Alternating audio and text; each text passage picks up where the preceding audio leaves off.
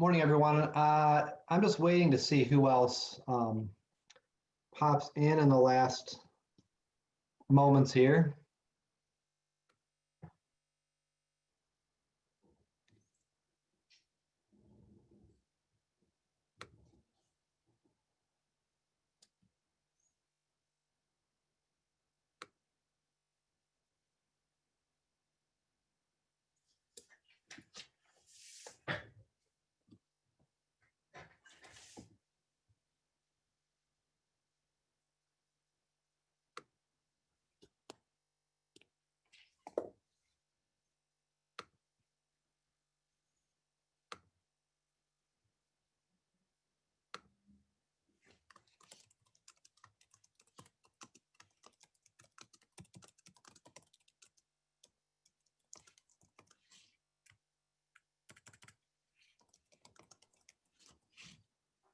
Hey, good morning, everybody.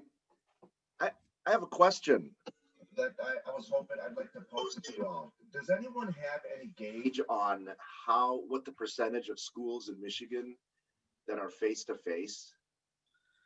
I thought I read that it was 86%. I read that too, but is that possible? Well, they can if they're doing the hybrid where it's virtual and face to face, it still counts as offering face to face. So I think that's how the 86% is there. Yeah. Okay. Who here is face-to-face? 100%? We offer choice virtual or face-to-face, but the face-to-face is 5 days. So just to prevent us from being out of order. Sorry. If I had a gavel, Ben, man, I would have gavelled you. Let's go ahead and we can call the meeting to order. I was hoping to see Ruth in there because she's got the featured participant, but I don't see Ruth yet. That's not for a few minutes into the meeting, but we can probably discuss that as part of our agenda somewhere if we want to kind of get a sense of where we all are, especially in that icebreaker time. So let's call the meeting to order at 9:01. Yeah, sorry to shut down the conversation. So Leah, do you want to take us through Ramon's on there too. Leah, do you want to take us through roll call attendance? Thank you. Good morning, everybody. Hi. Morning. Morning. I might need a little help today. Sorry, I'm still trying to get the closed captioner assigned. It's just me, and it's hard to juggle all of these things, the minutes, the attachments, and the roll call. So if you could make sure that you can access the meeting materials, so I know that you can pull them up on your own screens rather than me having to pull up and edit on your screen. And we might need editors for that section so that I can take minutes, or we need somebody to take minutes so I can be your editor. So we'll have to work out those details. And I just need to sorry, I have to figure out the closed captioner. We had them assigned and then they exited and came back. I think they might be all set.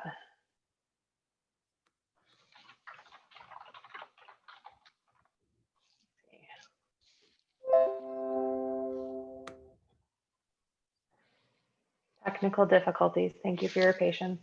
I swear we always get here early to make sure it's taken care of.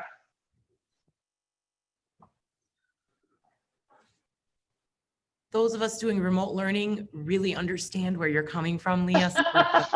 Yeah. I'm doing it right now because my class is to the left of me, so I understand. Okay. Oh, good. Ruth's coming too, so we bought her a minute. I think that there is something. Oh, let me see. Okay, good. It's working. Assigned. When I took host back over, I could see it again. So okay, perfect. Thank you, Sarah.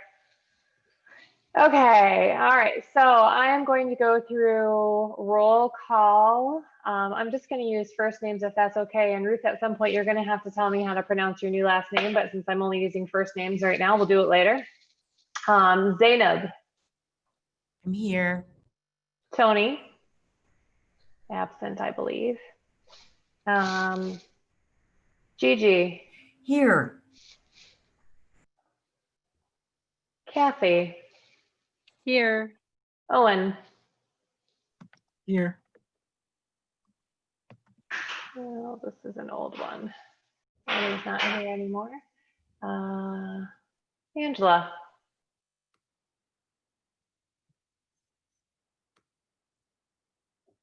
No? Okay. She's here, but I don't think her mic is working for. I see her. We You see do? her. I don't see her either. Oh, yeah, I do. Hi, I see you. We'll count you by, yeah, perfect. Ben, Here. Lisa, Here, and just a note, Leah, I see Tony put in the chat that he is here, so you might want to Oh. go back again. okay, Tony,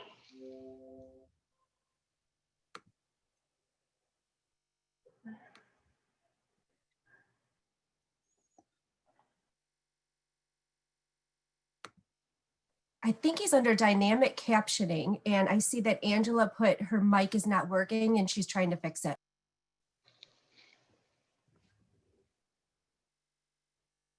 I'm wondering if Tony's name is also the captioning person. Is it Tony Greenberg that is here listed as dynamic captioning? Okay, we're gonna puzzle that one through for a second. Vermont, Here. Ruth, I'm here. Mandy, Here. Greg, Here. Marcus, Present. Jeff, Here. Mhm. and Ruth, our student is coming later, I presume? Yeah, I think it's 9:40 that he's supposed to be here. So yeah, so he's not here yet. I still do need to find him, but he needs to be in his first hour class. So I'm here at the school right now. But. Perfect. This is actually doing this roll call verbally, even though I can see you all is good, because then we can make sure all the microphones are working. Technical difficulties. Okay, back to you, Greg. Okay, well, thanks everybody for being able to join us. The welcome there, actually, Leah, if you don't mind taking us through the welcome and the new protocols. Just to be clear, so Leah approached me. Leah, to her credit, had reviewed our meeting, and she noted that there were some people that were in the chat that I missed, or people raising hands that I missed, and we probably should have set up a protocol so that we knew who was talking when. So we're going to kind of, I think, replicate what they do with the State Board of Education. So Leah, if you just kind of remind us how that works, and then we should probably do public comment first, and then that Yeah, discussion. So, sure, let's do public comment. okay. So at this moment, I will open it up for public comment. No public comment today. Okay. All right. Seeing none, I turn it back over to Leah. Okay, perfect. Yeah, so I think it's important, Greg and I talked about making sure everybody had a voice, making sure that we were systematic about how we made sure everybody had a voice and tried to maintain the order in which you're speaking. It's really hard, as you all know, when you have everybody on your screen. So the procedures that the State Board of Education uses that seems to work pretty well is the one I shared with Greg, and he and I decided to go ahead and emulate that along with Kathy's help as our secretary. So she got was willingly accepted an assigned role for this.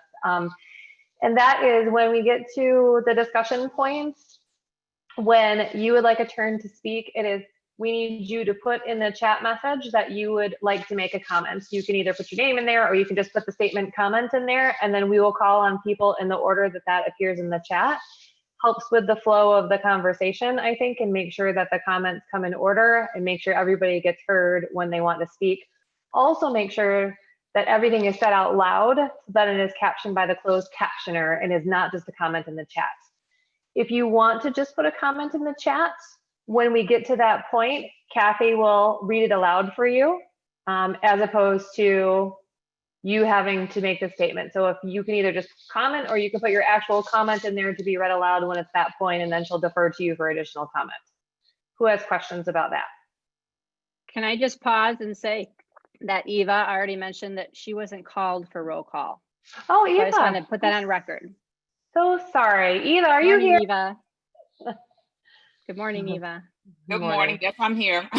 It's an old note template. I need to get that fixed. It had Annie's name in here and does not have yours. My apologies. Okay, no problem. Got it. And Marcus has a question. Yes, in addition to that, I've noticed by working virtually, if you have a protocol when someone's kicked off online, the procedure of someone noticing that and then trying to grab that person back in, because I do that with my virtual classroom all the time. If someone's gone, I scan, notice that, and other students say, oh, someone's not here. And then we just like collectively make note of that and try to see what the problem is. Okay.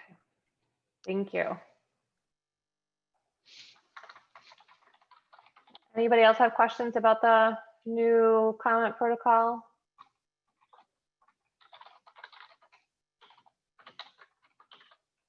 Okay, turn it back to you, Greg. Oh, I guess it's probably still back to me. Review it. Let me just finish Marcus's notes. So sorry, this is where it's gonna get tricky today. Okay. So review and approval of August minutes. Does everybody have access to the August minutes, or do you need me to pull them up? If you could pop in the chat that you need me to pull them up, that would be great. And then Kathy, if you could let me know, I would appreciate it. If we don't see you in the chat, we'll assume that you can access them. And I'll give you a minute to just review them really quickly if you didn't have the opportunity before this meeting. And then we will, somebody can make a motion to accept, a second, and then we can entertain discussion about any edits that need to be made before we vote. I'll accept. Now I turn it over to you, Greg. Thanks. Oh, I'll accept the minutes. So was that Jeff? That was Jeff. Should if we're gonna do that, should we be putting that in the comments section then, like, or no? That's okay. We've been repeating it out loud, and then it gets recorded. So either Greg or I typically repeat it out loud, mostly me because I'm trying to make sure I knew who it was. So it gets, but thank you, Jeff. So is there a second to accept the published minutes? I second. Eva, second.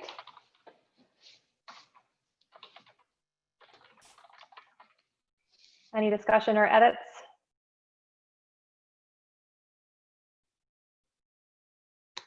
Okay, so I don't think we probably need a roll call vote. We know who is here.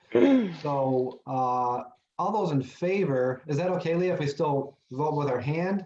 Because that can't be recorded, closed captioned? Numbers in the minutes. I'm not going to be able to see your, well, if you could,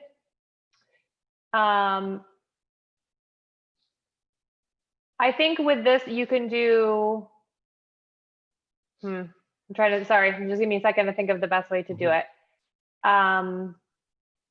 I think we can do a group yay and have everybody unmute like we've been doing a group nay, because then, and then I'll pick out the people on the nays and the abstentions. That's probably easiest. Okay, thanks. Yeah, thank you. I just want to interrupt a second. Angela had to step out for a second to change her computer. Okay. So if you wanted to wait before we did any sort of roll call. Do you want to come back and vote on the minutes when she's with us, Greg, or you want to just go ahead and have her be absent on the minute vote?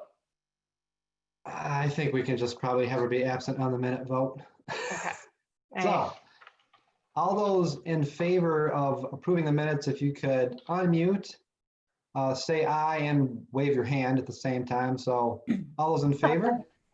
Aye. Aye. Okay. Okay, if you want to, anyone opposed also could unmute and wave your opposition. And any abstentions? Okay, good. And there is the one absence with Tony. And Angela. So noting two absences, And Angela, Tony and yeah, Angela on this vote. Okay, got it. Okay, and I actually put one more comment in there. I was too late. I think I saw Kathy note it on the new protocol. The other, so when I'm in these meetings, I usually use chat because I don't want to have to say it. I just figure people can read it when they want. And I brought that up to Leah, and the problem is because we're in a public meeting, those conversations really do need to be part of the minutes. So, you know, if you're like me and you just kind of like to use that to add something, we will still need to either have you read your own comment or Kathy will read those for us. So just in case, I was a little, you know, I was just using chat differently than we'll use it in this meeting myself. So I have a question on that. Just, am I reading literally every comment that comes in there? Or how am I discerning that? Like, for example, Mandy just put that she's able to attend the entire time today. Is that something that I need to read out loud or only at appropriate times? Only at appropriate times or as part of the discussion. So that that was helpful to let us know that Angela had left, because as Marcus pointed out, I hadn't noticed that, but those kinds of, like Mandy's comment is helpful, but probably not something that needs to be read aloud for the purpose of the minutes, because we assume everybody's going to be here. Okay. So some discussion. If you're now- not sure, just ask Okay. Kathy, I think, and we'll figure it out together. Okay, and Gigi has a comment. Would it be possible to do a quick select all copy of the chat and then have that as a supplemental document as part of the record of our meeting? That way we will be capturing people's input in the chat. That would capture the output of the meeting, but it doesn't help with the closed captioning that's occurring live right now as a requirement for the public meeting, where everybody has access to the closed caption. So the closed caption would also have to add in our written comments instead of our vocal word, and they're not going to do that. They're just doing our vocal word, so it would be absent during the public meeting portion. And maybe somebody will watch and all this will have a significant impact. So at this point, we're up to the icebreaker, and Ben was trying to initiate some conversation. I think one of the things that's been missing since we've been remote, even though we've gotten our work done, is we used to get there early and chat, have lunch, and get to know each other and talk about some of those things. So I tried to put some time in the agenda today, just for us to kind of do a little bit of that, and because Eva and Owen are both our newest members, and we really haven't gotten to eat lunch with them and have some of those casual conversations, I thought maybe they could lead us through. We call it an icebreaker, just to kind of give us a chance to do something away from the agenda. So at this point, I think it's time for me to turn it over to, and Angela, sorry, we voted on the minutes without you. So if you have a problem with the minutes, just send a note, and we'll enter that into the record. So Owen and Eva, if you want to kind of run us through the plan, we're ready. Sure. Is there any chance that I could get screen share permission? Yes, hold please. So Eva and I are going to run us through a Zoom scavenger hunt. So this is something that those of you who are teaching virtually may be familiar with already. But if not, and you are teaching virtually, I encourage you to try this with your students. My students liked it so much, they've been asking when we're going to do another one for like the last 4 days in a row. So they like it and it works. Hey, I have screen sharing powers. Delightful. I'm a superhero now. Okay. So I'm going to share the activity from my screen. Hopefully you can all see it right now. And then I think Eva and I are just going to go back and forth on the slides as to like who's running each slide. But we're also going to try and play at the same time when we're not the one running the slide. So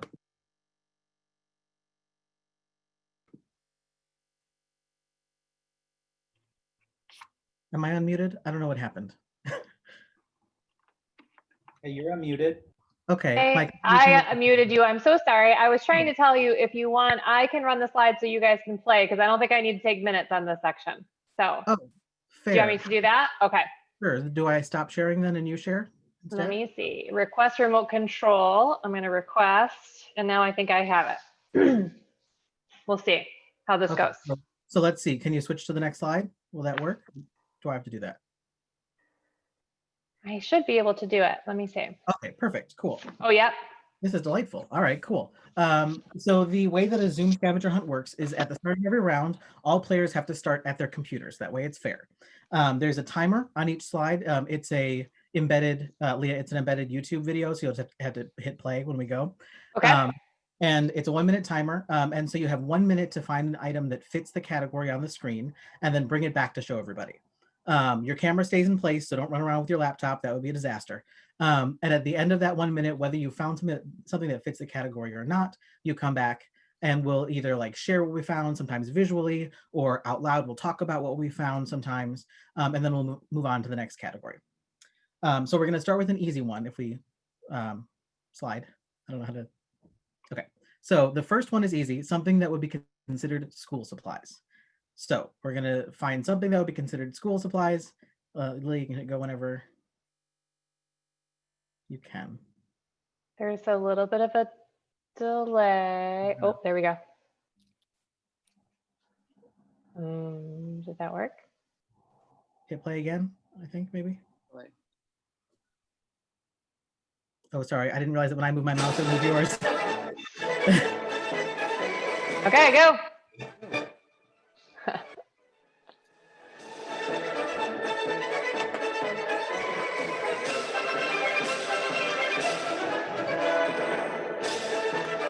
Oh, did I do that? I apologize if I accidentally stopped it. Oh, this is going to take a little effort, I think, to get used to the whole you have control over my screen thing. Okay, my apologies. I was also trying to make it so I could see all of your videos, maybe. Yeah, why don't you, you want to take control? You can probably do both at the same time, can't you? Might be Yeah, easier. probably. Okay. Sorry. No. So I'm seeing Post-it notes and papers and binders and highlighters and markers and all that stuff. So we obviously get the intent of the game, which is cool. So that first slide is really just, do we get how the game works? Also, you'll see the video in full on the next round, and it's like the dumbest timer I've ever seen, and I love it so much. So, okay, I'm going to switch to the next slide, and then Eva, do you want to guide us through the next one? Yes, I'll take the next one. Okay, everyone. You have 1 minute to find a stuffed toy.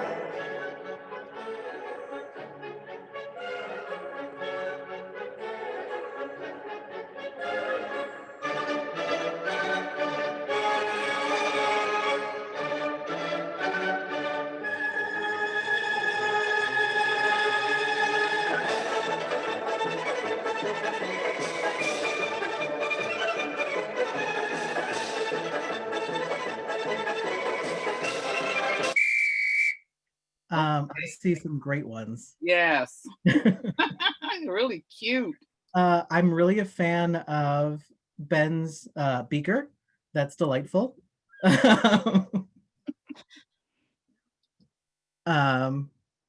go on to the next. I still like the tomato. Why is that going? Is that a tomato or is it a pumpkin? I couldn't tell. It's an apple for super teachers. Apple. That would make more sense than a tomato. And just for consistency's sake, I think it should say super educators. Sorry, Greg. Yeah. I have to say, I have to point mine out. Kelly, that's usually here with us, that doesn't here today, actually made this by hand for me. This amazing. Like, she's the most talented person. It's unbelievable. So I'm just going to put in this little plug. She crocheted this guy. That's so cool. Yeah. Nice. Yeah. Okay, our next category is something that starts with the same first letter as your name. It could be your last name or your first name, but something that starts with the same first letter as your name.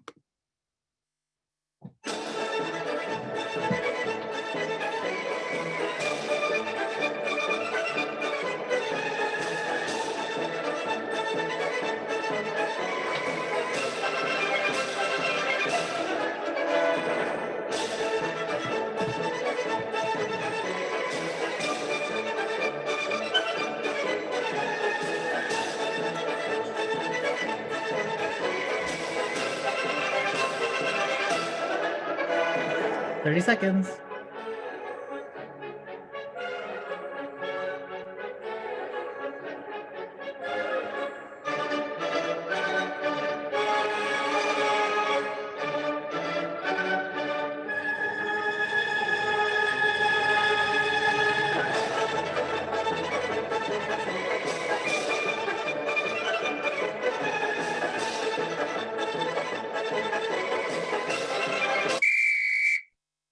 I did B for book, Bondano. I see Eva has eraser. Eraser for E, yes. What are some of these other ones? Let's have like 2 more people unmute and tell us what they have. I have L. Go ahead. Sorry, I have coffee because nothing starts with a Z. I have a mask, M for Margaret, and it also is U of M. Nice. And I have L for lipstick for Lisa. There we go. And I have C for coaster for Kathy. That works beautifully. Zanab, I also have the issue where like I feel like nothing starts with O, so that's why I went with my last name as well. I went with my middle name, Charles Coffee. I was trying to figure this out. I was like, JW, Coffee, Tim Hortons? No, I just couldn't. So thank you for clarifying. Okay, let's see here. Why is this not? I'm sorry. We switching to the next slide is apparently going to be a hassle today. Okay, there we go. Go ahead, Eva. All right. Now something that smells good to you. You have 1 minute.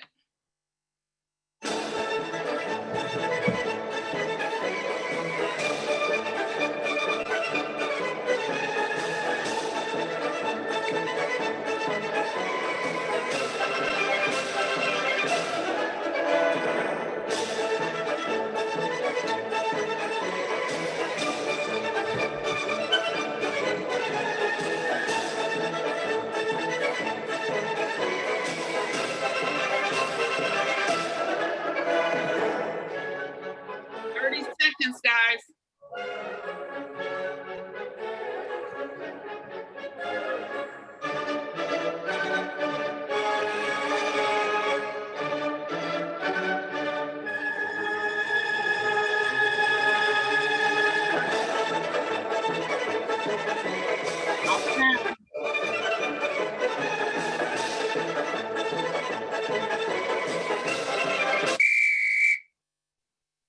Okay, I have Field of Flowers by Philosophy because when my oldest daughter comes to visit, she always tries to sneak it inside her luggage to take it back to Philadelphia. Jeff, what do you have? Coffee. I have coffee. I'm sorry, I'm at our office and there's really not too much here at the school office. So nothing wrong with that. I also want to say that I am actually in school and not even in my classroom, so I cannot find anything. None of this stuff is mine. So I have hand sanitizer. Okay, all right. And Owen, what do you? I have a scented candle. It is coffee scented because I'm with you, Jeff, on the whole coffee thing. Okay, Lisa, what do you have, Lisa? It's lavender. Oh yeah, that smells great. Yeah. And it makes you sleepy at night. Yeah, it does. That's right. Kathy, did you have something? I do. I have lemon verbena lotion. That's nice. Yes, Greg. Well, I had a cake issue last time, so we're actually baking cake again. So I'm at home. I have a 17-year-old's birthday today, so this is her. It's actually still warm. That's why. Yeah. All right. I have to take Okay. it back down, so I'll be right back. Sure. Ben, is that ginger? Nice. Nice. Yes. This slide with my students, I get a lot of like body sprays and deodorants, and I always make a joke about how I'm glad they smell good. Yeah. Just a few more because I'm looking at the time. Marcus, Yep. what do you have? It looks like dial. Liquid soap. Okay. All right. Cherry blossom. Okay. Smell. All right. Owen, did you want to take the next one, please? Sure. So the next one is something that is your favorite color. Anything you find that is your favorite color. Go ahead.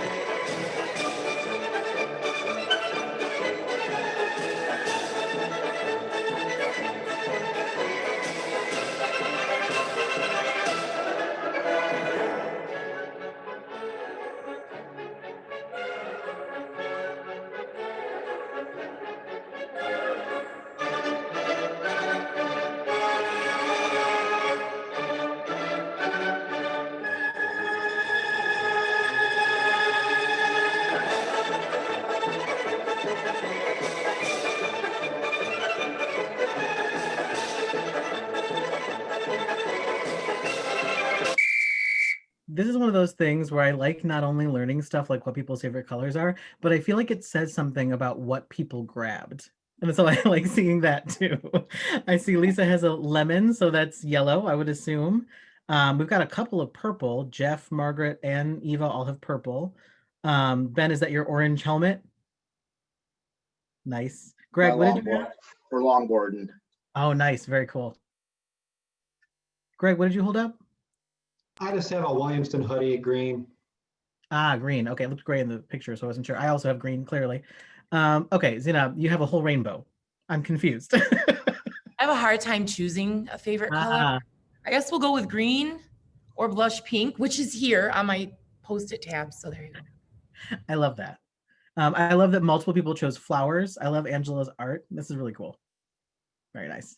Okay, I'm going to switch it to the next one for you, Eva. Okay. Is it Eva or Ava? It's Eva. Okay, just wanted to make sure I wasn't getting it wrong. Okay. No problem. Okay, guys. Something that reminds you of someone you love. 1 minute.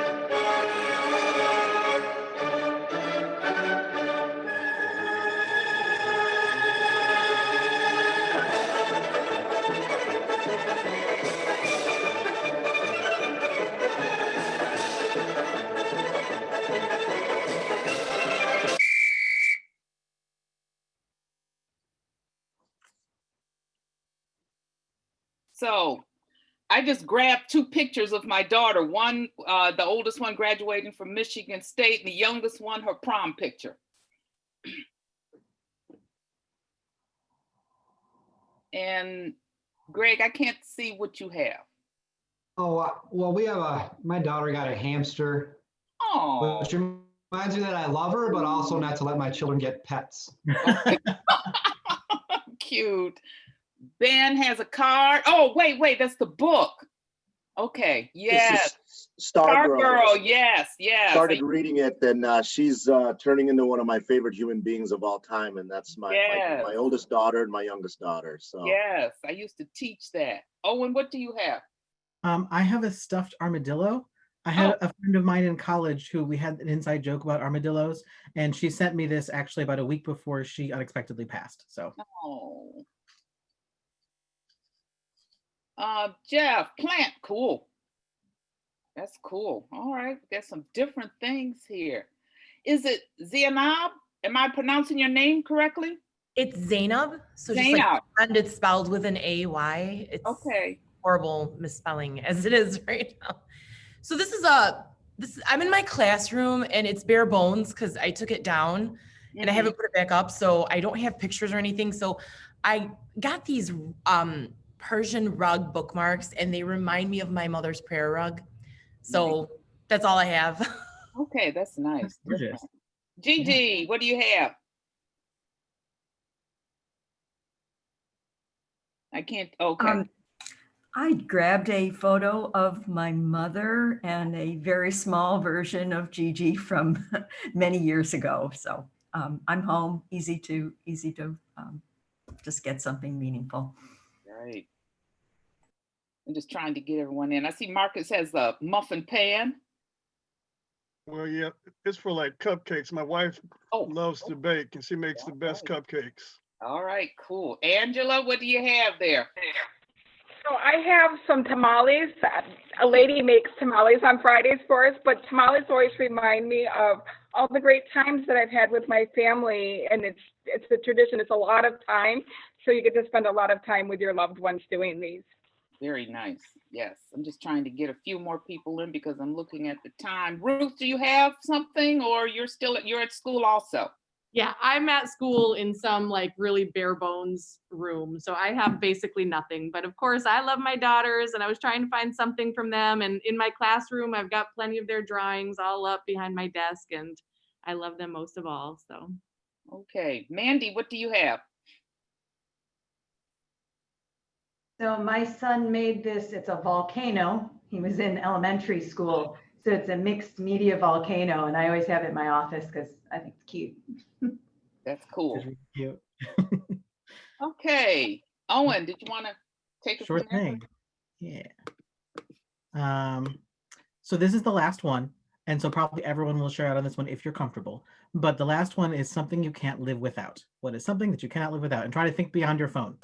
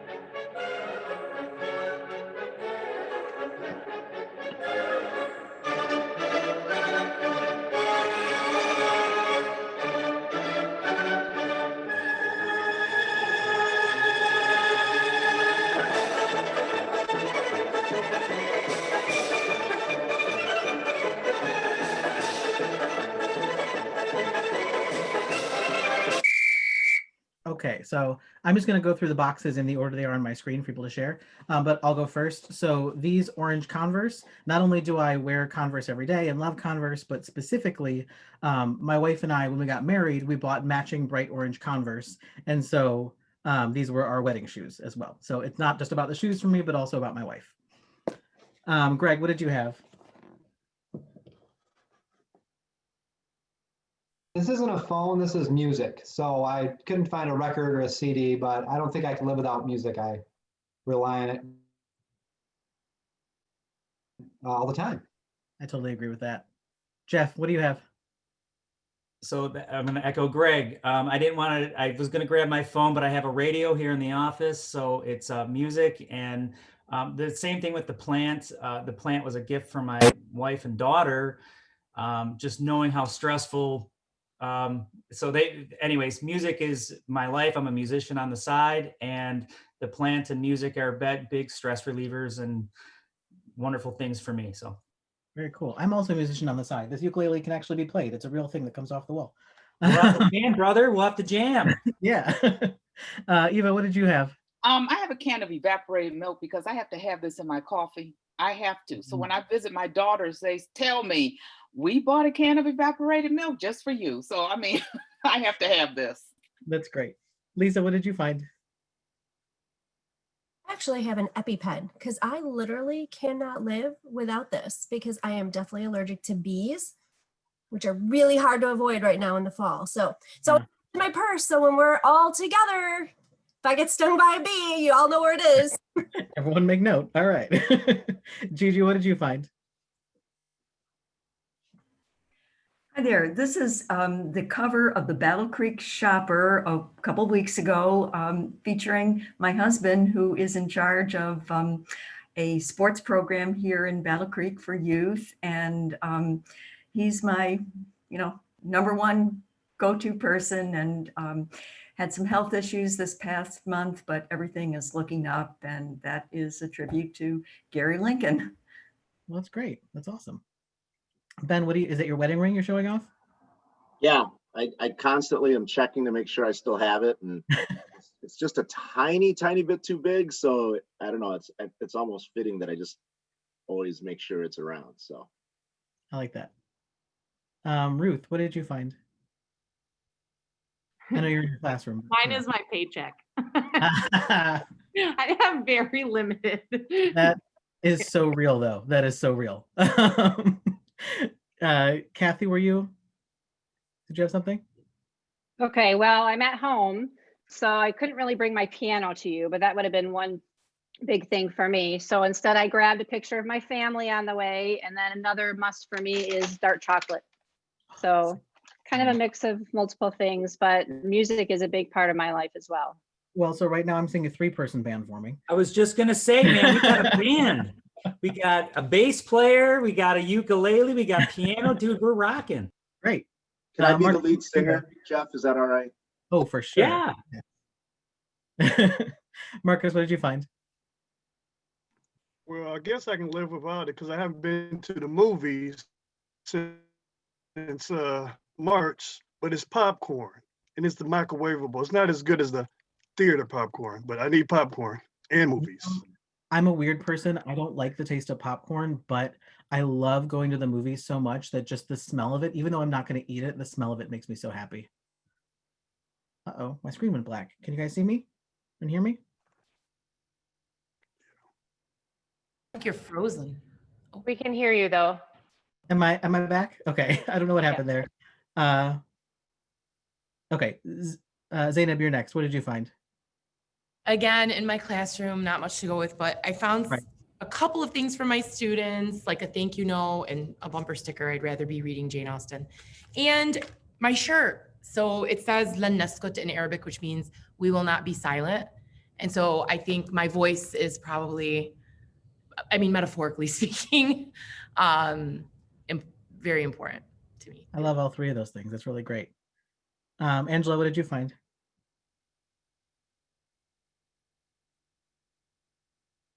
I have a packet of hot sauce because I carry these around in my purse. I cannot live without them. And we find these, I can only find these in Mexico. So when we go to Mexico, we buy like bulk. We bring them back in bulk, and then some chocolate, but not dark chocolate, milk chocolate. Dark chocolate does not do it for me. That's delightful. I love that. Mandy, what did you find? I have books. I read constantly. Like I read when I'm drying my hair. I read when I'm eating. Constant. But I had that moment where I was like, do I tell them what I'm really reading, which is I'm with the band Story of a Groupie, or do I just pretend I do really educational books? Hey, we're all multifaceted human beings. That's all right. I will also note though that I was a vocal music major when I started college, so we might have to compete then if we're singing with the band. So was I, honestly. My first major in college was vocal music. So apparently we're just going to have like harmonies and stuff going on. It's going to be great. This is awesome. Mandy, I always thought you were cool, but knowing that you're reading about the life of a groupie, you just jumped up about 10 spots. Really good book. I see that Ramon is not in front of the camera, so I don't know if he's there to share or not. If he is, feel free to jump in. But if not, then we can always move on and come back as needed. I'm going to stop the screen share. Leah, did you grab anything for any of these? I did. I actually, it's my iPad, but for the reason that I am also an avid reader. I read probably over 100 books a year, and not all of it is educational or informative. So I'm with you on that, Mandy. Sometimes it's nice to read fluff, but I will say, Gigi, you're probably going to be horrified at this. I actually no longer read paper books. I only read ebooks on my iPad. I have a stack of paper books that are just sitting there to read, and I can't figure out why I don't ever pick them up. I don't know. It's a strange transition. Important thing is you read. Yeah. I mean, I do both. I have my paper books, and I have a Kindle I never use. I mostly just use the app on my phone. But yeah, I do both for sure. That is definitely part of it, because I can sync it with my library on my phone, and so I always have my book that I'm reading with me without having to move the paper book. So that's not that I go far anymore, but you know. I've liked it in the everything being shut down that I can still check out books from the library with my phone. So that's cool. But that was the last one. So, oh, Ramon, you're back. Did you find anything for that last one or no? I don't want to put you on the spot if you didn't, but. I apologize, you all. I was taking care of something that came up, so I'm not even sure what it was. No worries. It was something you can't live without. My children. Beautiful. Love it. So you can see why this would be a great activity to do with students. It's sort of low pressure and fun, gets them out of their seats, but also you get to learn really interesting and cool things about them. You know, nobody interpreted, especially some of those later prompts, nobody interpreted them the same way. And I love seeing all the different ways that people interpret things and that they come up with and all that stuff. So cool. Thank you for participating. That was fun. I'm gonna turn it back over to whomever I do that. Okay, I guess that's me. So I don't want to like shame Leah, but usually I read a lot of menus. I've just been a little down on my reading since I don't go out to eat anymore. So sorry, Leah, I don't want you to have to compete with my menu reading. So I think we're now to a kind of a new part of our meeting. So I'm going to turn it over to Ruth and her student from up in the Upper Peninsula. We don't know how this is going to work out exactly, so I think Ruth has something loosely structured, and then we'll kind of take it from there. So you ready, Ruth? Yeah, I'm ready. And yeah, so I'm gonna have to wear my mask, but let me know if you need me to repeat something. I know you can't read my lips, and in Sasha, it's gonna be the same thing. So this is Sasha Froese. He's a senior this year. I had him last year in AP Lang. One of our main discussion topics was education, specifically in the US. He does have some connection. His father, right? Or both of them? Both of his parents are actually Canadian. And are they both professors? My mother's, she's not. No, okay. But his father is a professor here at Michigan Tech University. And so, you know, he does have a lot to say about education. I think he has a lot of great ideas. He's known as someone who is very outspoken, which I appreciate, actually, even though, you know, when I mentioned to other teachers, oh, you invited Sasha to this meeting? Are you like, you know, are you okay with it? I'm like, he's the perfect person. So since we have not done this before, I kind of just like went to him and I said, you know, I don't know how this is going to look. You know, I don't have anything to go off of. I don't have a structure, but I was like, if you can prepare something, that would be good. And so he did. He ended up, I mean, he has some notes here. So he's just going to, I just said, you know, if you want to just talk for 10 minutes, and then I think we're going to open it up to a discussion for about 10 minutes afterwards, that you can ask questions of Sasha about how he feels about public education in general, or about any of the things that he brought up, which I did not actually like look over. So please, this is not a reflection on me. This is like seriously just coming straight from the source, which I think is what we want, you know, in this meeting. Like, this is why we're inviting people in. I'm not trying to censor him or trying to guide him in any way, shape, or form. And so yeah, so here's Sasha. Hey guys. So I spent a lot of time last night, especially talking to my dad about this, because I wanted to get some of his input as well, because I can have some stuff that's from me, but I thought some stuff from my dad as well would be a good contribution. So I think I'll say the first thing that he talked about a lot is he was talking about the bonds that we get for schools. So at our school in the last 2 years, we got, I believe it was about a $2 million bond to redo the security systems, the computers, and our sports facilities. And while I think a lot of that's really good, I feel like that was a little misguided, because I feel like we spend a lot of time on the cosmetics of school and not as much on actually improving the experience itself. So I feel like a lot of times, for example, we have all fancy security systems to get in and out of the building, which are not really used. You kind of just beep in and they let you in. There's no asking questions. And I'm assuming we spent a lot of money on that. And I feel like money like that could be better put towards things like new textbooks, because half of our textbooks are falling apart. And our desks are regularly fixed by our metal shop class. So I feel like some of that stuff could be, one of the things is just making sure there's a little more, I don't know if censorship's the right word, about where the money is going from some of those things. Because I think there's a lot more useful things than just making the school look fancier to people from the outside. And I also think one thing is making sure things are being used properly. So like we spent a lot of money getting the security system put in, and you'd assume that this is to protect so we don't have random people just coming into the school. But the issue is you press the button and they just say, come on in. There's no, who are you? Why are you here? Like even some simple questions would make it a little easier for to weed out some people who are a little strange or who don't belong to be in the building or anything like that. So I think using some of the things that we have in a better ways would be really important. So that's one thing my dad was really talking about. One thing for me is the nutrition and the exercise kind of thing in schools.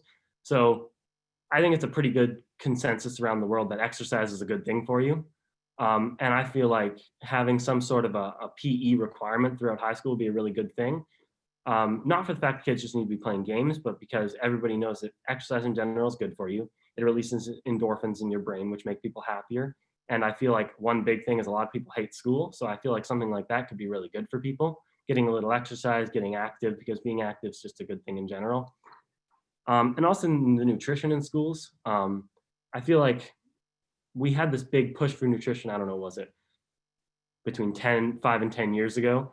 With Michelle Obama. With Michelle Obama. And that seems to kind of have faded because, well, I can only talk about here. We have chicken Crispitos twice a week, which are nacho cheese and shredded chicken wrapped in a tortilla and then deep fried, which just doesn't seem like the healthiest thing. And there's no requirement to take any sorts of fruits or vegetables in that as well, which everybody knows you need 5 or 6 servings of fruits and vegetables every day. So I feel like the big thing I put is fixed priorities. So I think people need to prioritize things a little bit better. We need to look at what are we really pushing and what should we be pushing? Because I feel like a lot of the times we're pushing the things that are easy to push and we're not really going after the more difficult issues. And then another example of the priorities thing is recently I've seen the biggest thing I think for me that I've seen in schools is take your hat off. And there's obviously reasons for that, but I've seen even this year, I've seen more teachers and things tell students to take their hats off than I have seen them tell them to put their masks back on. And I think that's just deeply flawed because which of those is really a bigger issue right now, especially with us being back in school. We had a lot of kids, we've fixed this, but we had a lot of kids in our school wearing cheesecloths as masks and tulle they use to breathe through that. And we did fix that luckily, but like, I think I only saw 2 teachers tell students like, hey, you need to put a real mask on. Yeah, a few of them. But I think it's one of those things like, because obviously that's a hard thing to say because everybody's got different opinions on this stuff right now. So it's hard to tell a student who might not believe in it, hey, put a real mask on. But that's kind of the whole point is that we need to focus a little more on things that are difficult to talk about instead of just going really strict on the easy things. So that's another thing. And then another thing I thought about was I'm not sure how much control you guys have over this or anything. It was just a thought of mine was the focus right now that we have on STEM in the US. So the STEM field, science and math. And I was thinking about that today, actually this morning while I was getting ready for school, is that we have this big focus on STEM in the US right now. And that's not really due to like, hey, we want kids to be better in science and math. That's mostly pushed by, hey, we want to fight back against the other big powers in the world. Because the reason that we have such push on STEM, the US government pushed STEM was because of the space race and the technology race. Those were just two big pushes. So that wasn't really something that I thought we could change very easily. It was just a thought that I thought I'd throw out there. And then one other thing I thought I'd talk about is it's a pretty good consensus that teaching's not an easy job. But one thing I thought of is from my experience with teachers, I've had a lot of really good teachers and a lot of really bad teachers. And what I've kind of noticed is that I think being a really good teacher is incredibly difficult, but I think being a really bad teacher is incredibly easy. And it seems like there's a really big gap between the two things. And I think some sort of more assessments and things for teachers in general, because those kind of things, teachers who are really good wouldn't have to worry about. So I think it's not really a big burden on them having some sort of way that we can a little bit more assess the teachers. Because for the teachers who are really good, they're doing their things they need to be doing. That's not going to worry them. But the teachers who are not really putting in the same amount of work into bettering the students' educations, it would be a lot harder for them to go with.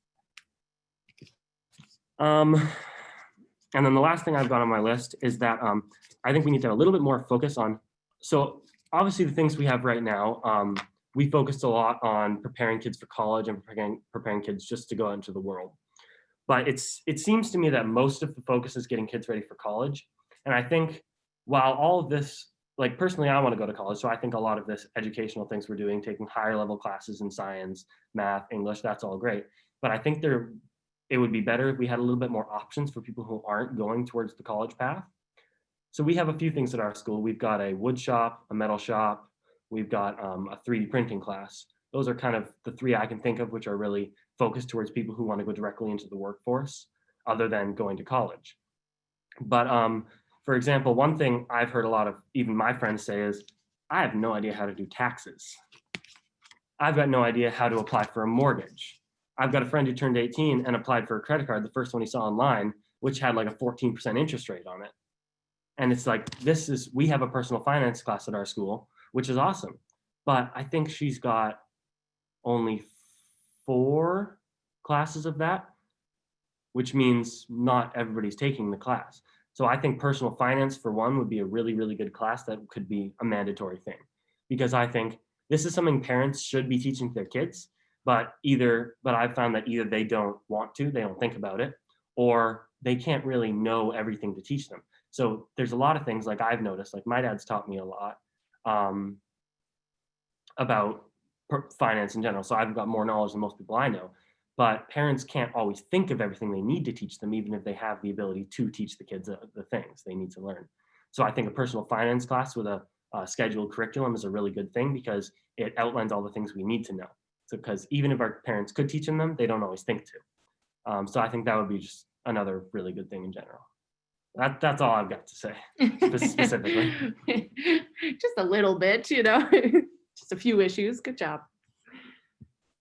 Okay. All right. So we've already got some issues or some questions, coming up here in the chat. So is that okay, Sasha, that she uses your quote, being a really good teacher is incredibly hard, being a really bad teacher, though, Leah, I think is incredibly easy. Yeah, for sure. Instead of good and good. So Of if you can course. fix that. Okay, awesome. Next one is focus on STEM. Was it an over focus on STEM, or what were you exactly trying to say? It was kind of a thing. I feel like right now, so I believe, so taking a social studies class, I believe that you only have to take that through your junior year, correct? Correct. Yeah. So people right now are pushing a lot of STEM because they want people to go out there and invent new things. They want them to push the technology right now. And I don't think that's a bad thing. Personally, I love the STEM fields, but I think there needs to be a little bit more of I think we shouldn't be like, you need to take this math class, but then with the histories and Englishes, it's like, oh, take whatever you want. I just think a little bit more outlining the really important things for history and English classes would be a little bit better, because right now it's kind of just like you take these science classes, you have to take biology, chemistry, physics, all those things. It's like you need to take those. Those are really, really important. And while we have the English classes, nobody really says, hey, these are really important. They're kind of just like, oh, you take those because they're just kind of there. While STEM, everybody's like, oh, you need to know your biology, you need to know your chemistry. Nobody really talks about how you need to learn how to speak and write, or you need to know something about the history, because that's the only way we can stop things from happening again, is knowing how they happened and be able to think about that and think about what's happening right now and relate the two things. So thank you for repeating that. I just missed some of the notes. I want to make sure I captured it correctly. Yeah. So you're saying before AP Lang, people have to know the importance and the power of words? Is that? Yeah, I think it just needs to be a little more, because like I learned a lot last year about being a little more persuasive in my arguments, because I'm a person who's, since the age of 4, I've been the kid who goes to dinner parties and spends the whole time talking to the adults. And when I was in 4th grade, my parents tell me I had political arguments with my dad's professors, my dad's colleagues at work. And I just think it would be a little bit better thing if we stressed that a little more, and we made people, not that, because people are learning it, but we're not really telling them how important it is. Like they're just going through the class like they have to go through it. They're not going through it like, hey, I really need to learn this. And personally, I hope to go into history and then into law school. So I think, especially for me, learning that a little bit earlier would have been pretty influential for me, a pretty big thing for me. Does anyone have any questions for Sasha? Well, so I think if at this point we can kind of use that new procedure of I think people have been putting stuff in the chat. So if Kathy wants to, is that working, Kathy? Yep, I could start. So Ben was that first saying he had a comment. It's all you, Ben. Well, first I'd like to say thank you so much, Sasha, for coming out with us. And Ruth, excellent way to model a possibly good way moving forward in terms of having the student voice. Sasha, so thank you, Ruth. I think this was a very wise way to go about this. Sasha, what makes this such a quality moment right now in Giac is the fact that you came to us with such specifics, and I really, really appreciate that. Everything that you said, I agree with. So if you ever become president, if you could make me your Secretary of Education, we would get along well and we would move mountains. I'll do my I think, if there was something I could really champion is the idea of just prioritizing. I think you mentioned that a lot with the bond issue. I think you mentioned that also with the priorities that we have to prepare our students for the real world. Personally, and my question to you is, I'm very frustrated with the amount of rigor that we force our students to get through just to prepare for an undergraduate situation, which I think is broken. I think the undergraduate situation doesn't need the rigor and is shortchanging our citizens in terms of preparing for the real world. Could you speak on the rigor? Do you feel like there's a lot of stuff that you've been educated on that's maybe should have been trimmed off and replaced with things like taxes and how to change a tire and things like that? Well, personally, I know. So for myself, I loved chemistry. Chemistry is my one example. We've got a really good teacher for that. He's been teaching at our school for forever. 45 years. Forever. Yeah. He's the only volleyball coach we've ever had at Houghton. He's been here forever. So he's a really good teacher and he speaks a lot. But we spent a lot of time in his class going over things that were very, very specific. And I think that class could have been trimmed. I think I could have gotten the same knowledge out of that class in a lot less time. Or I could have gotten an equivalent knowledge without learning some things that really, unless I want to pursue chemistry more in the future, it's things that really because the point of these science classes for everybody taking is that we have a general knowledge of our world. We want people to be educated and just know how things work. But it really took it, the way he does it is we go really specific. He's basically, his point of the class, he said this to us, the point of the class is to prepare us for AP chemistry. And I don't really think that's how it should be focused. I think chemistry itself should be getting people just the general knowledge of chemistry, how elements and everything work in the world. But when you take a further class, that's when you should get more into the specifics. I feel like you don't need as much time in doing that when you could focus a little more on more applicable things.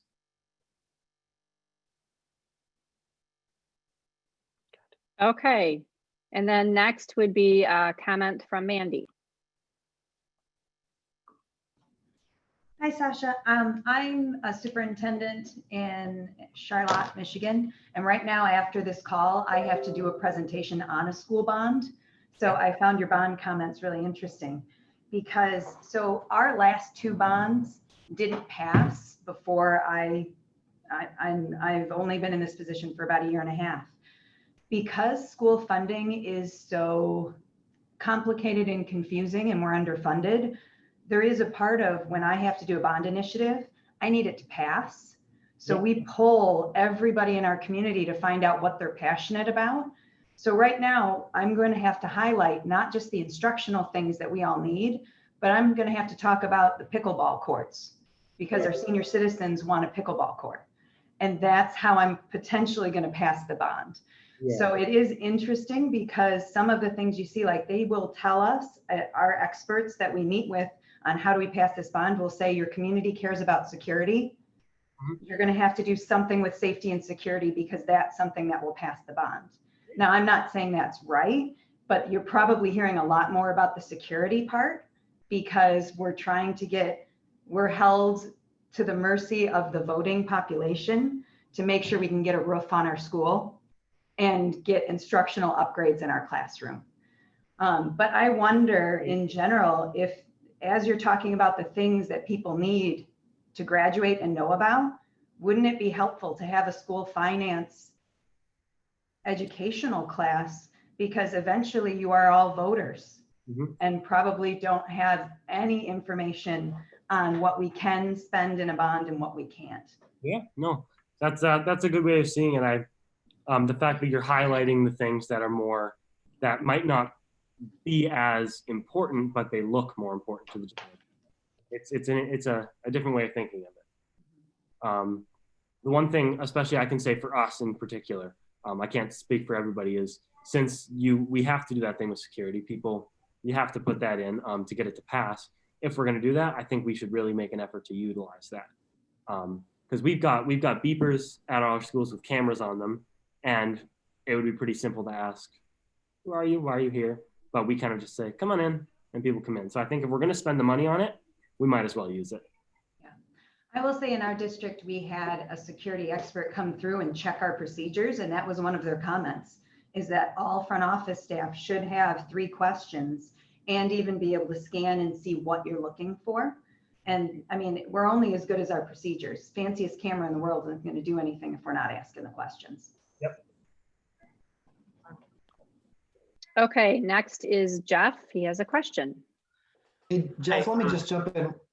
So we're on the agenda, we're supposed to be done at 10:10 with this part. Let's extend that to 10:15 and just hope to get the last. I think there are 3 or 4 more people in the chat. So sorry, Sasha, we'll have to move on even if there's some questions just to make sure everyone can get back to their job. So sorry, Jeff, go ahead. Okay, so thanks again. Everything you said was so eloquently put and very poignant. So I recently worked on an enhancement millage here in Macomb County. And the work that we put into that enhancement millage a big point of that was security. Mandy was talking about just funding in the state of Michigan, and it's a nightmare. I work at an ISD center-based schools, and funding for ISDs is even more complicated and crazy. And but one of the biggest points was security for our students here in Macomb County. But I think that in the state of Michigan, because of how our funding is, and also you have some districts have buildings that are 110 years old. So some of what you spoke to is right on point, but how do those districts, because like I can go 10 miles away from here and they're virtually brand new. There's like 2 or 3 brand new high schools, or very new. But in the city in which I live in, our high school is 95 years old. And so it is a funding issue, and that's why there does need to be a fairer funding model in the state of Michigan. I know that we've talked about it a bit here in this council, and I love the idea of personal finance. When we were working through the merit curriculum, that was a big part of our discussion. And whether it's changing a tire, knowing taxes, how to find good credit card rates, how to distinguish between college loans, and all those are all amazing things. So thank you very much for bringing that up. But my really quick question is, how do you feel about arts in school? Do you think that there's enough music and arts and those kinds of pushes? We know what that means for young individuals and what that does to somebody's mind, whether you're going to go on and be a concert pianist or just a stay at home, learn some songs for your own pleasure, kind of thing. How do you feel it is in your school or in your area? Yeah, no, I think about that as well. I didn't really think to touch on that as much because I'm not as big into that kind of stuff. But I've read a lot of the statistics and the studies and that kind of stuff, and it's really important. They talk about how music especially really expands people's minds and the way they think. So I think that's a really important thing. I think the same way that I talked about PE, they need to be doing the same thing with the arts and the music. Because I'm not the best artist, but I understand how for a lot of people, it's a really good way for them to express themselves. And especially in the terms of mental health with people, being able to have some way that you can have an outlet like that is really important. And I do play guitar, which is one thing, and I know how fun that can be and how much of a relaxing thing that can be to do. So I definitely appreciate that as well. I think there needs to be more. Thank you very much. Okay, it's on to Owen, who has a question. My question was actually already answered, so I don't have a question. So I just wanted to make the quick comment, though, that I loved when you said, I wrote it down in my notebook, pushing the things that are easy to push, that's an issue we have. I can totally see that. I think that often people push where they feel they will get the most leverage, which means that the things that are easy to pass or look good or whatever get the most attention, and the more complicated problems get ignored. So I thank you for raising that up. And I thank you in general for being here and being so eloquent and delightful. So thank you. That's all I have. Okay, and then I'm going to go to Zainab. So I had a question too, but I'm gonna leave it behind. I'm just gonna say a couple of things. First of all, Sasha, you're awesome. As an AP Lang teacher myself, I'm very proud of you. And as an AP Lit teacher, I hope you're taking AP Lit this year. And I just want you to consider at some point, you're interested in going into law. If you want to fix the system, try to become part of it. Perhaps you can go into educational law and advocate for young people. So that's just my comment. And I'm really proud. I'm honored to have heard your voice, and I'm really proud of you. Thank you.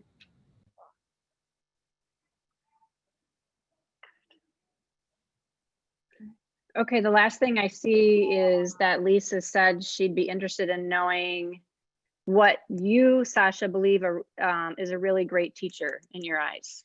Of course, you have your present or past teacher right next to you, but I'm sure she'll let you speak freely. For me, I'd say I've had three teachers who really stood out to me as my best teachers. In my my 8th grade year, I took Algebra 1 a year early, and I had Mr. Leach.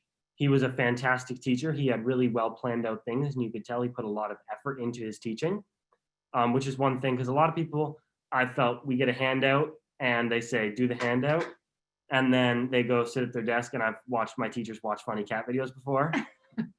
And then I've had teachers who spend a lot of time really getting into talking to us and getting us engaged in things. And that's one thing Miss Lottie did really well, is that she got us really engaged in things. I'd say 90% of my education in that class was just conversations. And that was, that especially for me, I'm a person who likes to talk, and I like to get my opinions out there and hear other people's opinions. So that was really good for me, just getting to talk, which is why I loved her class so much. And then my third one was Mr. Vestige. He was my my American government and economics teacher last year, and he was really good at coming up with fun ways for us to do things. For example, like the day before a test, we played Jeopardy, which was awesome. He did it really well. He had a great personality for it. He gets totally into things. He talked about his interests and relating them to us, which managed to keep us on track. And I don't know how he did it, but somehow he managed to integrate that into economics. Which was a really good thing, because it kept us on track while also getting the schoolwork done that we needed to do. And while I think in both Mr. Vester's class and Miss Lottie's class, in both of those, I think I talked about more stuff that was unrelated to the coursework than anything else, than in any other class. But I think I also learned the coursework better than in any other class I'd done because of that.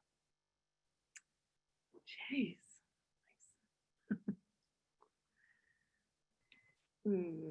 Okay, well, sorry, go ahead, Ruth. Go ahead. I just wanted to say I am very proud. Eva said, I must be, and I certainly am. And this is, I have to say, as a teacher of a student like Sasha, and I mean this sincerely, is that this is what, it's students like him that make my job worthwhile. Every year I have these seniors who are graduating, and I cry, and I'm like, I'm gonna miss you, but you're gonna go off and do great things, and maybe you will be president someday, but you will definitely go off and become a great lawyer someday. And yeah, it really does make my job worthwhile every day. Okay, so Sasha, thanks a lot. We haven't done this before, and so you're kind of we don't want to put pressure on you, but you were kind of our test case. And I'm guessing later in the meeting when we talk about should we continue, I would guess everyone's going to be very enthusiastic about the idea of moving forward with this idea. You do have, if you look on your screen, you have some everyone on your screen is a leader in their district, some statewide and various organizations. So everyone is super busy doing lots of stuff. So the fact that you made enough of an impression that we're probably going to want to keep doing this, even though it cuts into some of our meeting time, it will say a lot about the impression you made. So thanks a lot. I will get your contact information from Ms. Alati and kind of figure out how to kind of move forward and make sure we connect with you and let you know what we follow up on. But thanks again for getting us kicked off, both of you from up there in the Upper Peninsula. If we want to give an on-screen round of applause. Thank you, guys. Well, I think I have to send you back to class. Yeah. Yeah. Sometimes it's for me to be the chair, I'll tell you what. Okay, I'm gonna leave just temporarily, but I'll be right back, okay? Yeah, thank you. Hey, Greg, I just want to say I got a visitor. It's our friend Poppy. Hey, everyone. Poppy says hi. She never comes in, but she's here for some tamales. It's my day off. I came to got tamales for my trip. I was like, come say hi, Poppy. You know these people. Bobby, she has some hot sauce hidden in there too, so don't go out without some hot sauce. Something you can't rule out, girl. Okay, so thanks everyone. We can kind of debrief on that later when we plan the upcoming student guests, assuming we'll want to continue that. So at this point, we'll move into the Giac paraprofessional discussion. That's going to be led by Jeff. So he'll kind of take us through, and then I think there's a proposal already prepared that we could vote on directly or edit, depending on what we come up with. So I will get out of the way again and turn it over to Jeff and probably Leah a bit. Yeah, let me handle logistics first, Jeff, before we turn it over. So you'll need to access 2 documents for this point of the discussion. They are linked in the agenda that is in the Google Drive and was emailed to you. The first is the letter to the council, which is what Jeff read the last time and is a very eloquent kind of summary of his concerns and requested actions. And then the second is the recommended motion that he drafted for the council's review and vote that could be edited. And it would be helpful if I had a volunteer that if we needed to make edits to that recommendation, that they would be willing to share their screen and make edits. So is there anyone who would be willing to do that?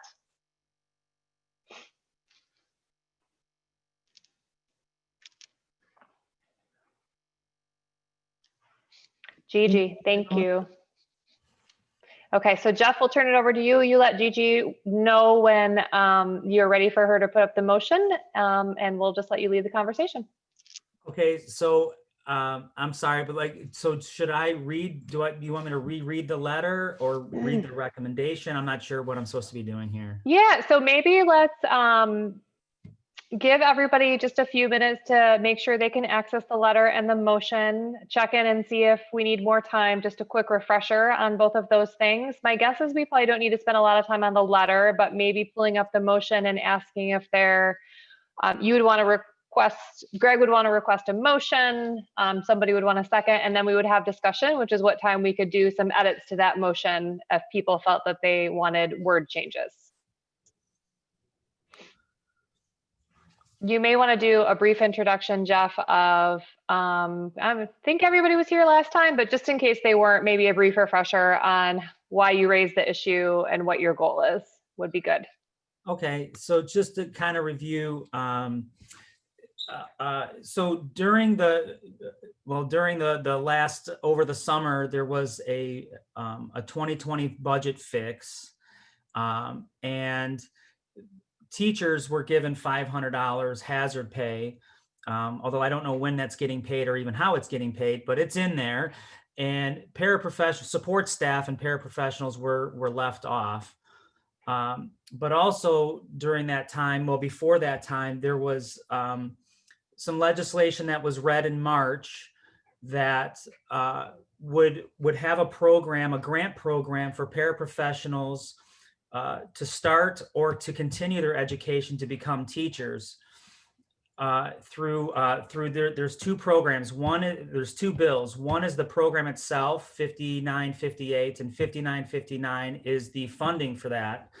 And with the passage of those bills, it would allow for paraprofessionals to apply for grants so that they can continue their education or get started. And I use the $500 because the hazard pay, because it highlights again just how support staff, we all say how important they are, and that our schools couldn't run without them, but we're continuously overlooked in everything that we do, and especially during all the virtual time that we've spent. I mean, paraprofessionals were in, whether it was helping with virtual learning, putting together packets, delivering meals, a million different things. And, that hazard pay went through every single legislature, You know, that went through everybody's desk, and not one person thought about all those custodians that were in the buildings and the secretaries that were greeting people at the doors and all. Well, you guys know, you guys work in schools, so so really one of the first tasks that we were asked to do as part of Giac was address teacher shortage and diversity in the classrooms. And the passage of these two bills, if you know, and what I'm asking is a recommendation to propose this to the governor and her staff. It checks every single box that we were tasked to do. We know that paraprofessionals are a very, very diverse group. The study out of worldeducation.org found that paraprofessionals as a group are actually more in line with the diversity of our country than teachers currently are. So it absolutely meets that. We have experience, paraprofessionals are very experienced working in our schools with a very diverse group of students, whether it's special ed or general ed. And why wouldn't we want to encourage this very diverse group of educators with all of their varied experiences within our schools? Why wouldn't we want to encourage and help them finish off or get started down their path of becoming a teacher? And we could do that through this. And plus, look what we just saw, the governor just passed for healthcare workers. It's essentially what I'm asking for there. That's essentially what we're asking for, is to acknowledge the great work and hard work that paraprofessionals are doing and help them become teachers in our schools and bring all of that experience and diversity into our classrooms. I don't know, how was that? I don't know.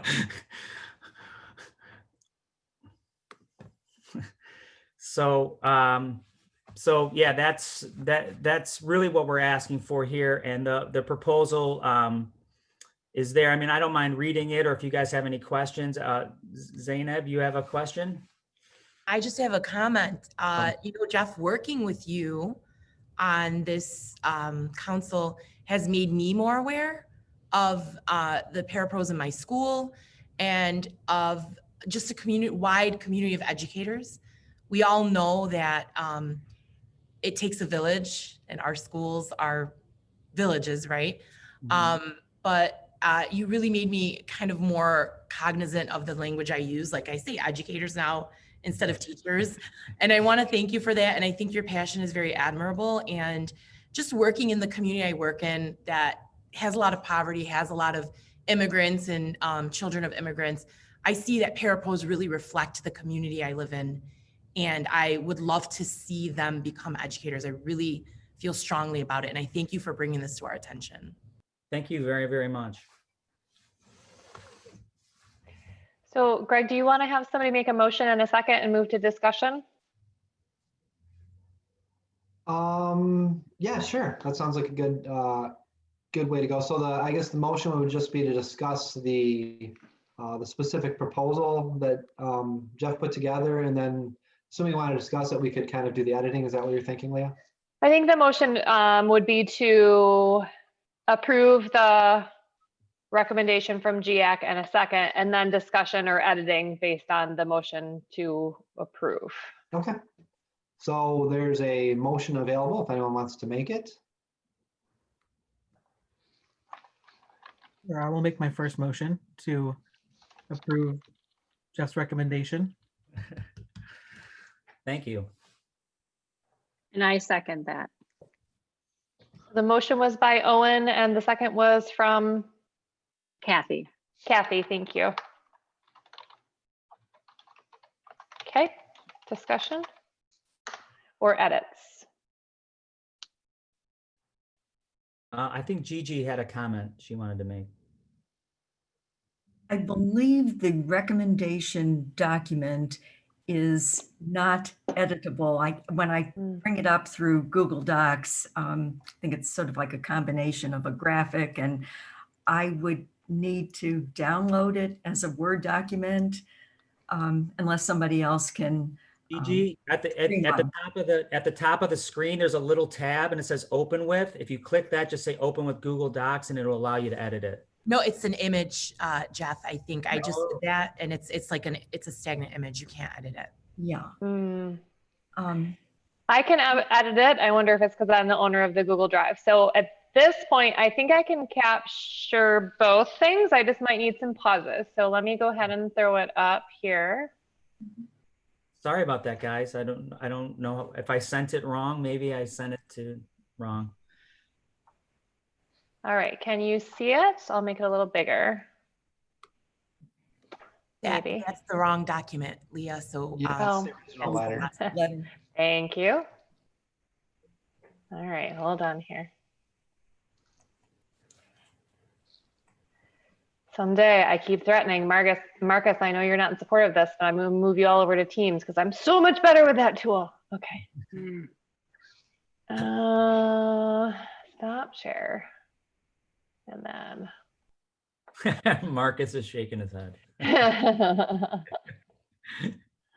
So just so I'm clear on what we just did. So we moved and seconded to bring this up. We'll talk about, discuss, revise, and then vote on the final product. Is that what we're looking at? Okay. Okay, I think I've got it. So share screen. So the idea, I think, with this is that the motion is to share this with the governor as a formal recommendation from the Giac. And so what you all are doing is looking to see if the words are okay for you. Oh, I may not. Okay. So let me just. Let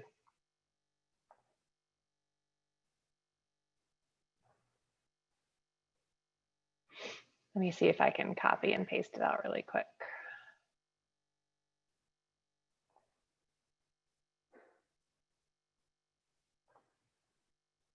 So Leah, can I ask, did I send it? I thought I just sent it as a Word document. Did I do something wrong?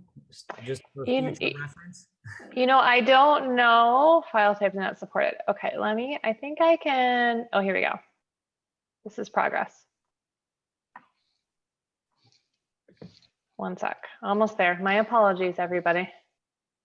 I feel like you all have a lot of understanding about this now. No, you're doing excellent. You're doing a wonderful job. Okay, I think I have something that we can work with now. We'll fix that. We'll go back and fix the formatting later, but I have all the words in a place where I can edit and you should be able to see them. How's that? Okay. And Jeff, did you mention who was sponsoring the bill? Kevin Hertel and hold on a second. I have it right here. Oh, that's okay. You put it in the chat. Yes, and so while Jeff looks that up, this is kind of where I think it'll work best if we use the comment feature, so we can run it through Kathy, just so we can make sure everybody's comments get included. And plus, that way it's actually in writing, and Leah can probably see, if you want to put the specific edit, she can see it a little more easily. Yeah, I have to officially turn off your cameras in order to juggle both the minutes and this other document, so I won't be able to see you, just so you know, for a minute.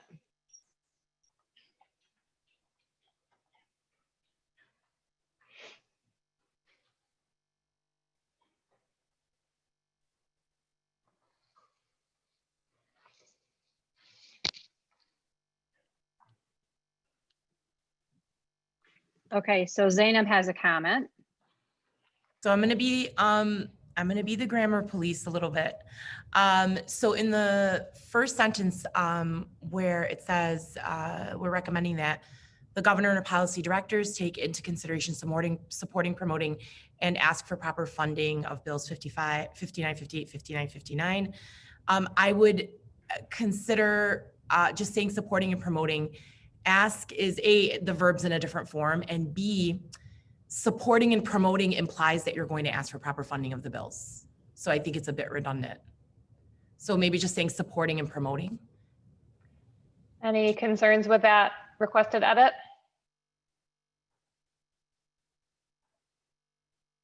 Okay, I'm gonna go ahead and make the edit. Oh, and Gigi said, she's right.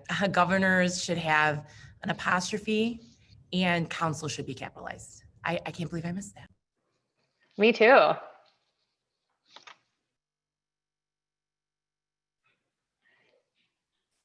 Owen has a comment. Sorry, I almost forgot to unmute. I don't know how these things, with us are normally worded necessarily, but again, in that first sentence, it says that we are recommending that the governor and her policy directors take into consideration supporting and promoting proper funding of bills, etc. Are we recommending that they take it into consideration, or are we recommending that they support it? I would hope support it. Right. So I feel like we can just get rid of that. So we are recommending that the governor and her policy directors support and promote the bills.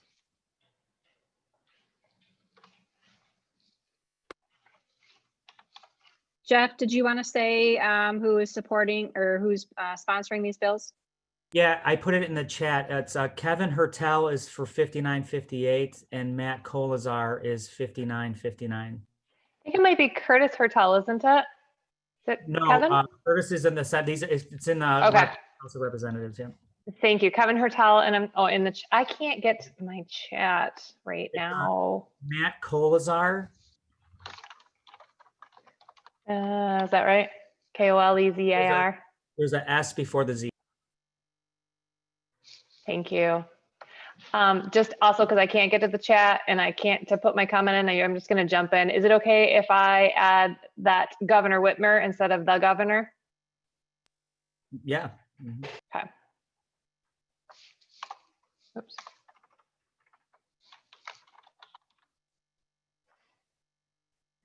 Senate representatives, probably.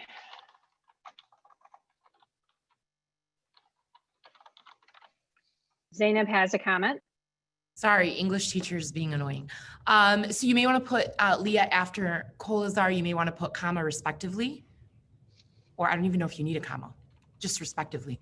And then I would also get rid of the quotation marks around the names of the acts and capitalize act after grant. I feel like I'm learning a lot here, and I feel like I'm in English class.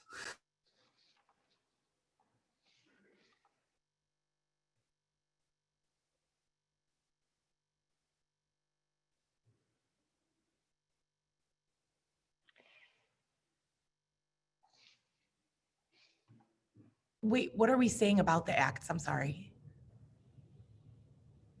Because it's just a sentence fragment. The paraprofessionals to teachers, yeah. Is that what they're called? Then we should, if so, we should indicate that in the sentence before. Sorry.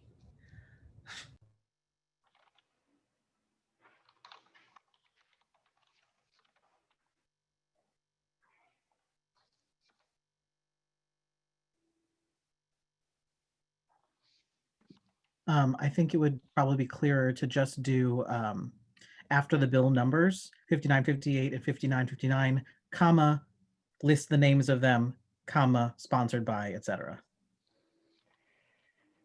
Fellow English teacher. Oh yeah. We need to make sure that the grants are lined up to the numbers in the right order. Yeah.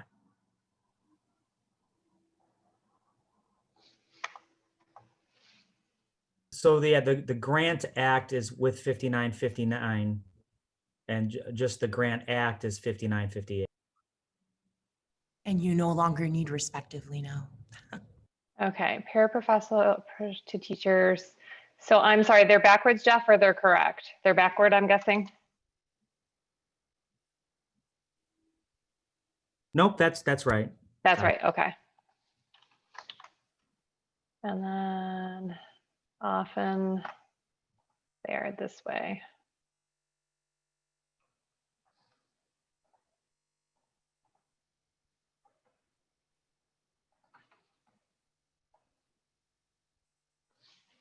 Ruth, do you want me to read your comment, or would you like to say it?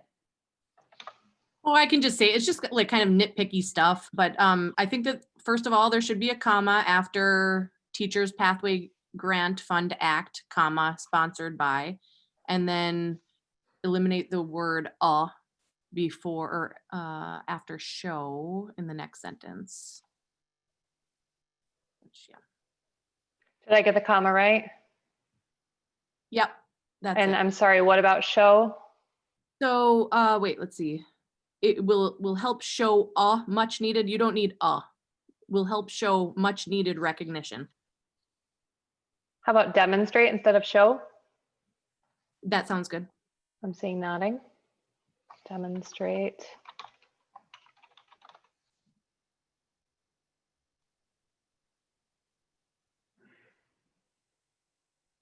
Then Zainab has another comment.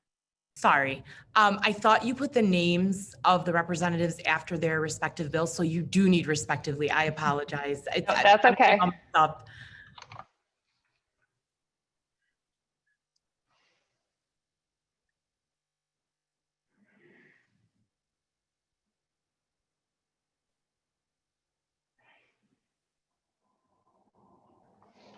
I would make a recommendation instead of let us elevate, I would say help us elevate. I see nodding. I'm going to take nodding as enough consent. All right, any other edits?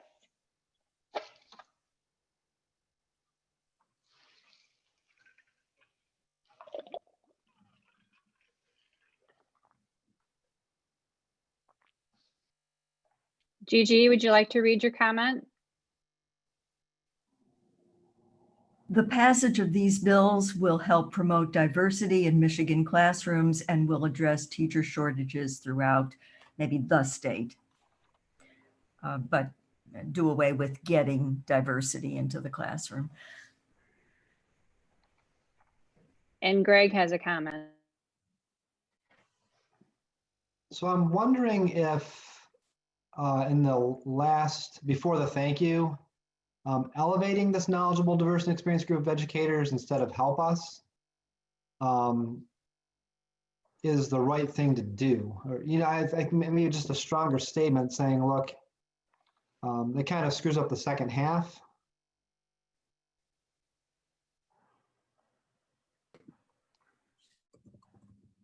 Will help them complete or start their journey to becoming teachers and is the right thing to do for our students, our schools, and our profession.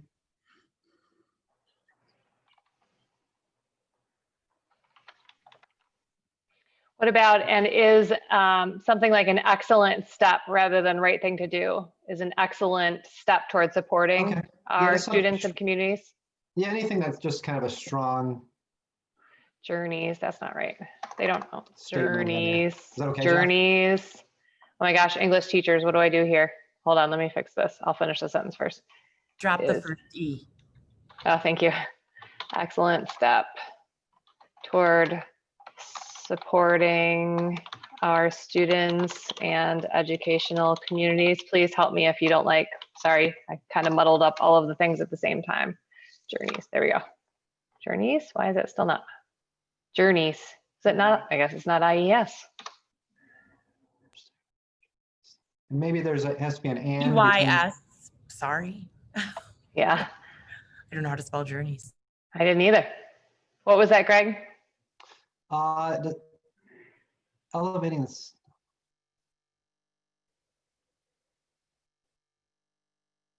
Does there need to be an and between journeys and as? I'm just trying to. Elevating this knowledgeable, diverse experience. Complete or start their journeys. And yeah, and is an excellent step towards supporting our students and educational communities. Owen has a comment. I was just going to say the same thing that Gigi just put in the chat, which is going back to the passage of these bills sentence. It's the passage of these bills will help promote diversity in Michigan classrooms, not into. Thank you. Yep.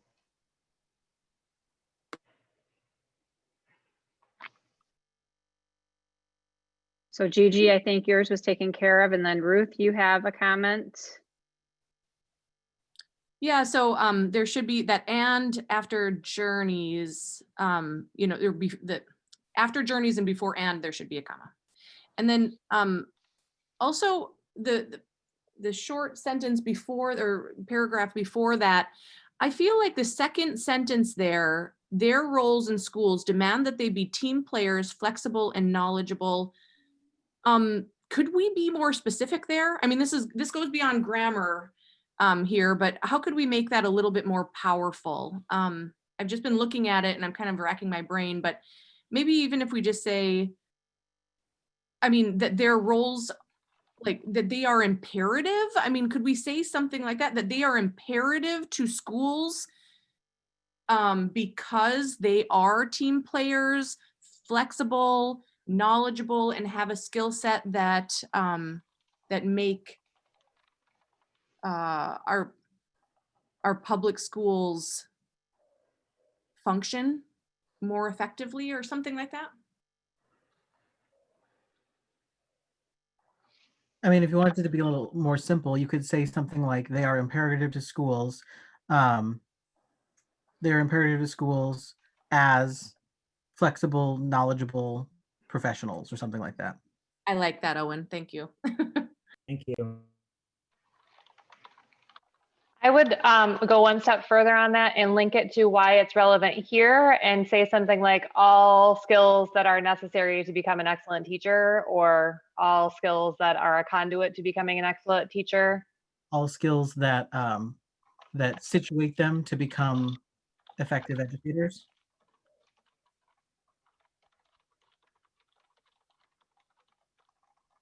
Would it be become or becoming? Probably in becoming or to become. Anybody have a preference? I think that's stylistic rather than grammatical, so. I like to become. It doesn't like your comma there, Ruth, down here. I saw that. I don't know. Maybe I just overuse commas.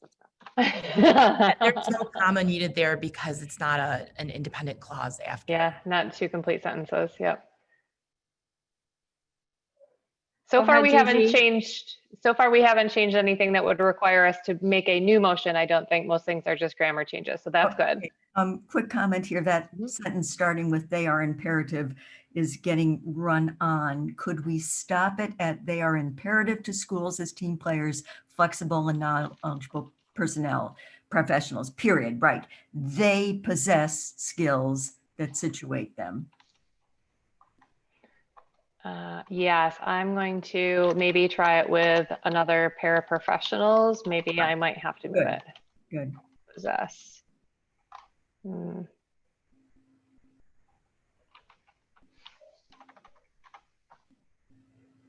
Can I say something about that sentence you're typing, Leah?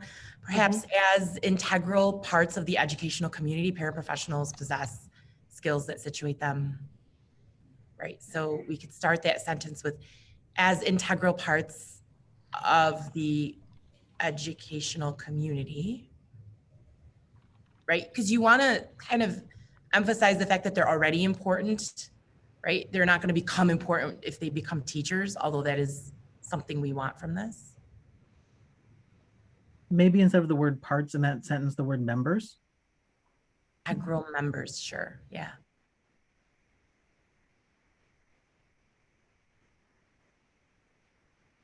Yeah, way to humanize that, Owen. I like that.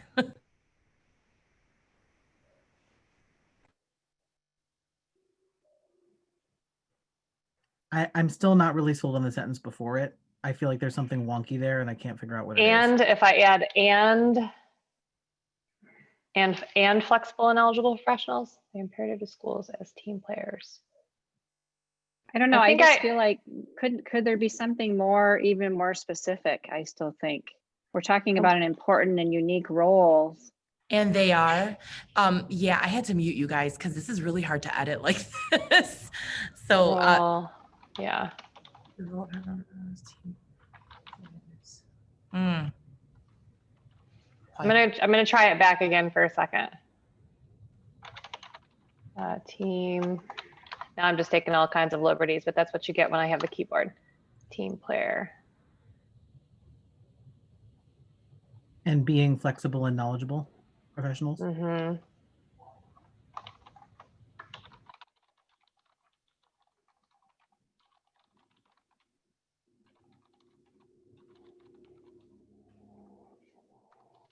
Gigi, you have a comment?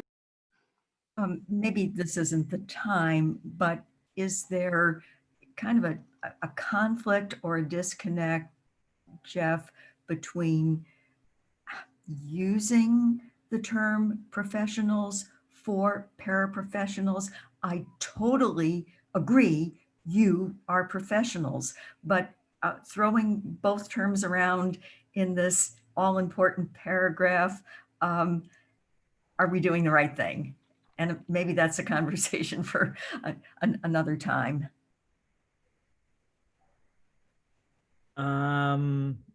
So I guess what's the confusion? I'm trying to see. Okay, and I think maybe the word professionals has now been removed from that particular sentence, so we should be okay. Ruth, do you have a comment? Yeah, well, the last, and I know that Leah's working on that sentence, but the very last sentence in that paragraph, like about possess skills that situate them to become effective educators. I mean, they're already effective educators, but effective teachers, we need to say. Teachers, yeah, you're right. All right, how's that now?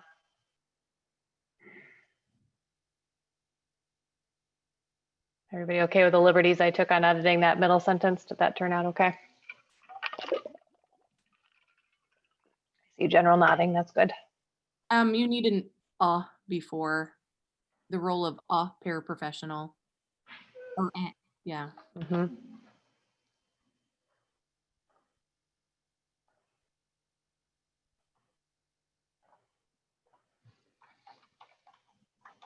And so Leah, when you guys get ready to publish this, if somebody reads it, would they correct any maybe grammatical errors that we missed as a matter of process?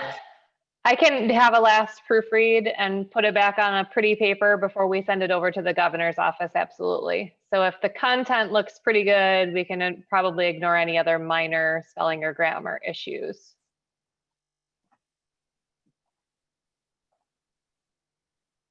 So if anyone has any additional comments, this kind of works for like the old way we used to do it, but if you want to let us know in the chat or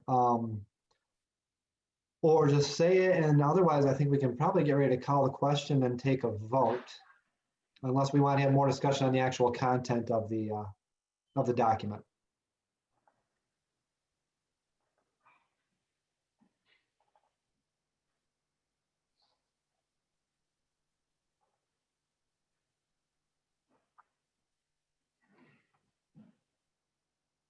Okay, so seeing. Wait, I have one thing. Oh, yeah, sorry, Kathy. On that, elevating this knowledge, that paragraph will help them complete or begin their journeys. And I don't know, I almost feel like it's backwards. It should be begin or complete their journeys. I don't know, but that sticks out to me. Something small.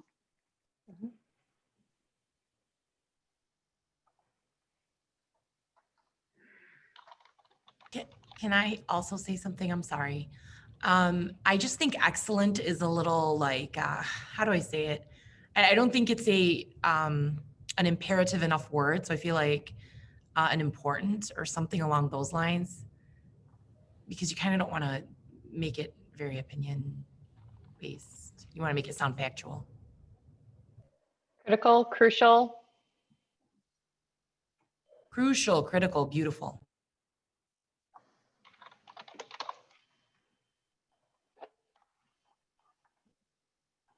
All the reading, I'm a walking thesaurus if you ever need a word.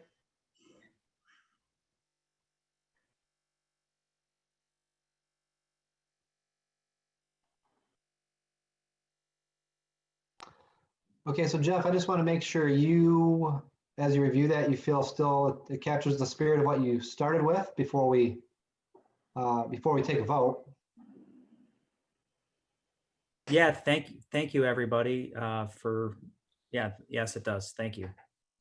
Marcus, were you waving at us, or is Marcus in a, I think Marcus was waving, but I couldn't.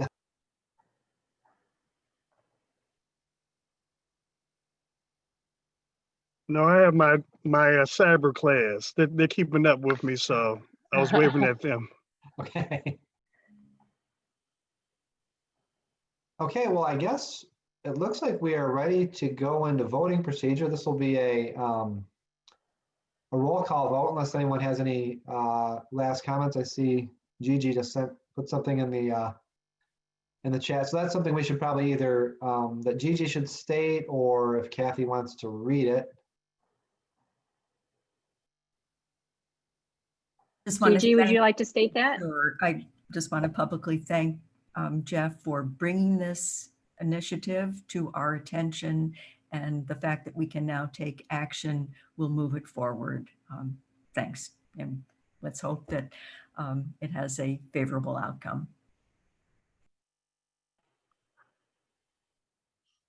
Okay, I'll go ahead and start the roll call.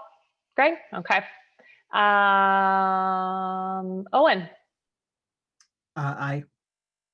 Oh, sorry, we're calling for yays, Oh, to be clear. Yay. Zainab? Yay. Eva? Yay. Tony, I think is still not with us. I'm just gonna double check. Noting Tony is absent. Gigi? Yay. Kathy? Yay. Angela? Yay. Ben? Yay. Lisa? Yay. Remont? Yay. Ruth? Yay. Mandy? Yay. Greg? Yay. Marcus? Yay. Jeff? Yes. Okay, motion carries unanimously. Thank you, everybody. I really, really appreciate your support in this. It means just the world to me. Thank you. Good. Okay, so thanks everyone. Next on the agenda is actually a break. I don't know that we actually need a motion to that. Let's just do it just to be safe, since we're a little bit just 5 minutes behind, so we're actually making pretty good progress. So if anyone wants to move to break, it's 10:51. I think, did you have a 10-minute, 15 minutes, so we could go, want to just shrink that to 10 to catch up our 5 minutes? Is that okay? Mm-hmm. Okay, so if someone wants to move for a 10-minute break, so we break from 10:52 to 11:02. Move for a 10-minute break. Moved by Zainab, Second. second that was Angela, right? Yes. Thank you. Getting better at recognizing voices when I can't see you. Okay, And 10-minute I'll break. say, any opposed? No. Okay. Thanks, Leah. Mm-hmm.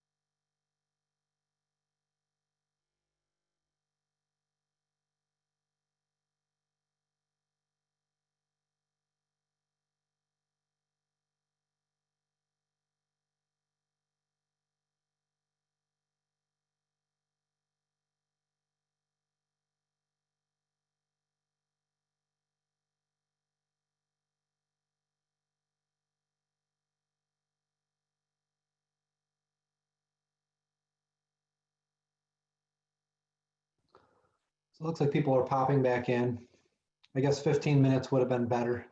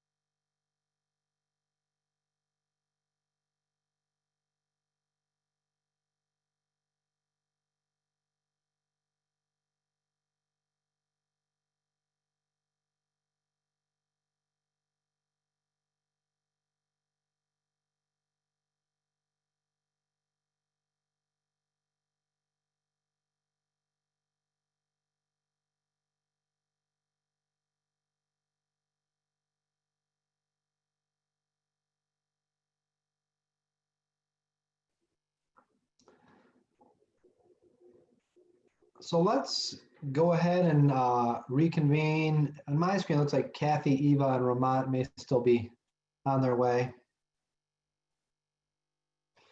So the next item on the agenda is committee assignments and goal setting. I sent out an email with the committee assignments. I don't know that is documented anywhere in our folder. So Leah, do you think I need to read those assignments out just for clarification right now and for the record? Yeah, I think so. That would be good. And also if anybody has any last minute changes, because we do have one group of only 3. So people could still change as long as we stay under a majority.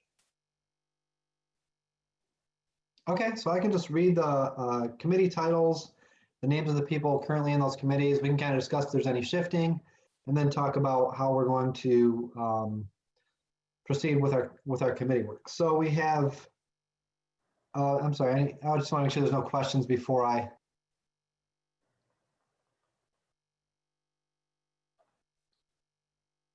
Okay, so we have safety and support in the classroom during a pandemic and not, including social emotional learning, is one committee title. That includes, I'll just use first names, Owen, Eva, Angela, Lisa, Marcus, and Jeff. We have preservation of public education. That includes Ruth, Gigi, Kathy, Mandy, and Greg. And we have policy of public education, Zainab, Ben, and Ramat. So does that sound accurate to everyone based on the email I sent? I tried to copy and paste it, so hopefully that's the same.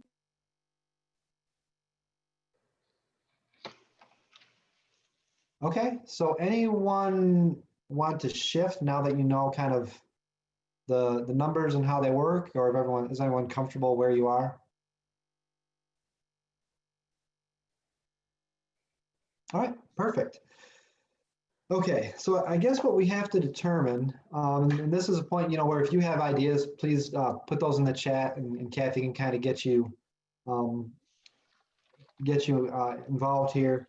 So when I put up the agenda, I thought maybe as a whole group, we would kind of let those committees sort of know how we see their goals. So we have a whole group kind of determining the goals, and then the committee works on them. I didn't appoint committee chairs.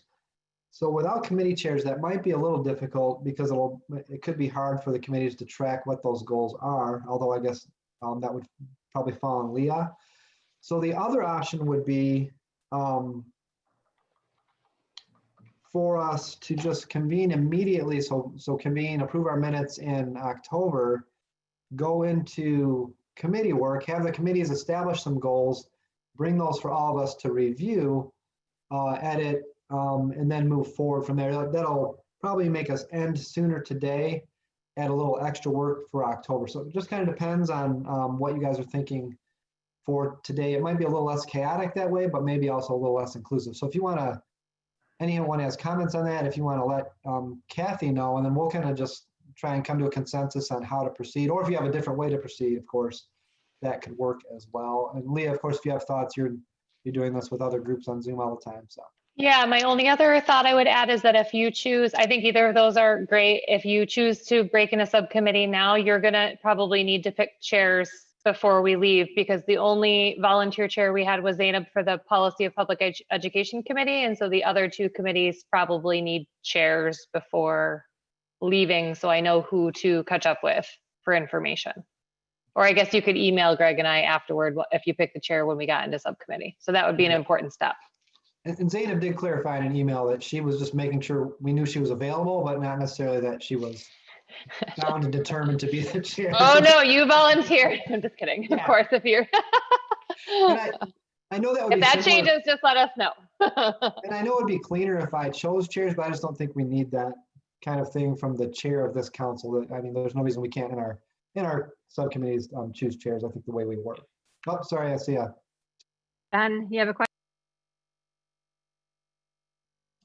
Just wondering, with the policy being just 3 of us, is a chair still necessary for that number?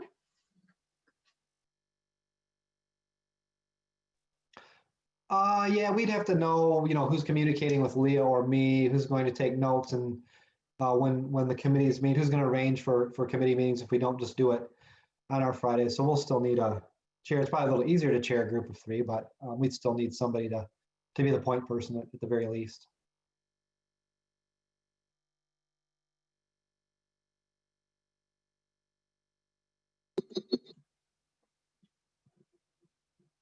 So thoughts on if we pursue either of those options I outlined?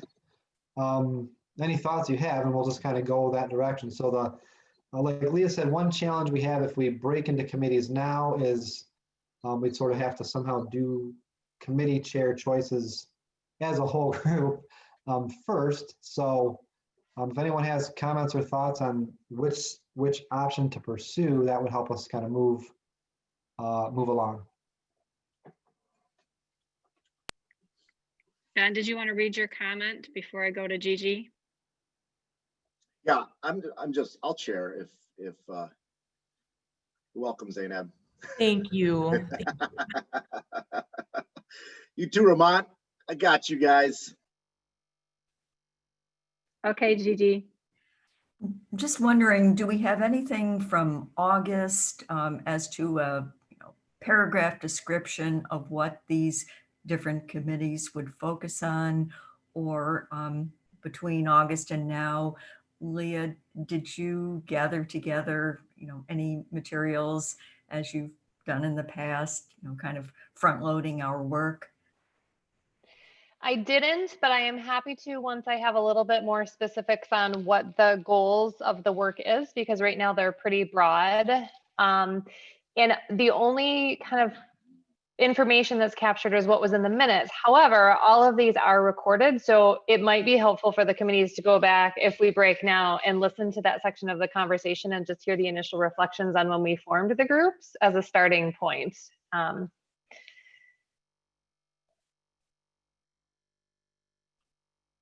Okay, and Marcus?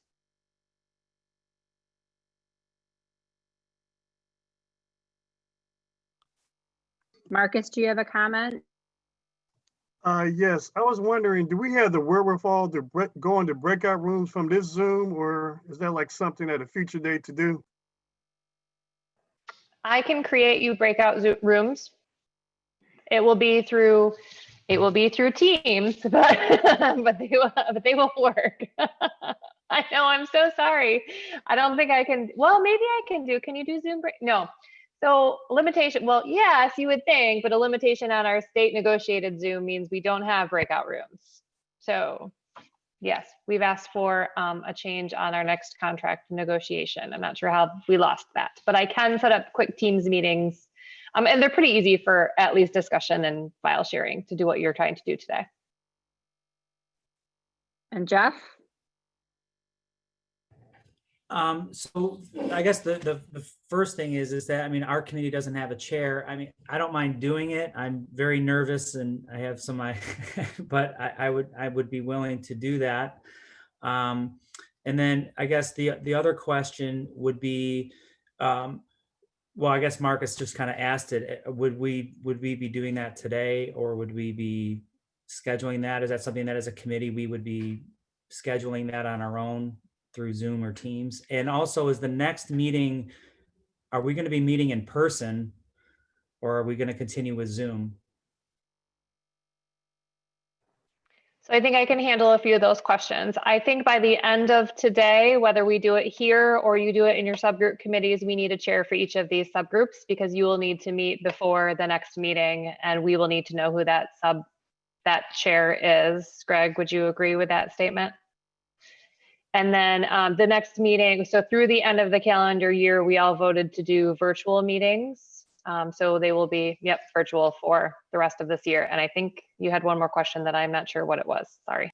No, I was just saying, I don't mind chairing our subcommittee. I didn't think we had one yet. I'm nervous about doing it. That's all. I hope I could live up to that task.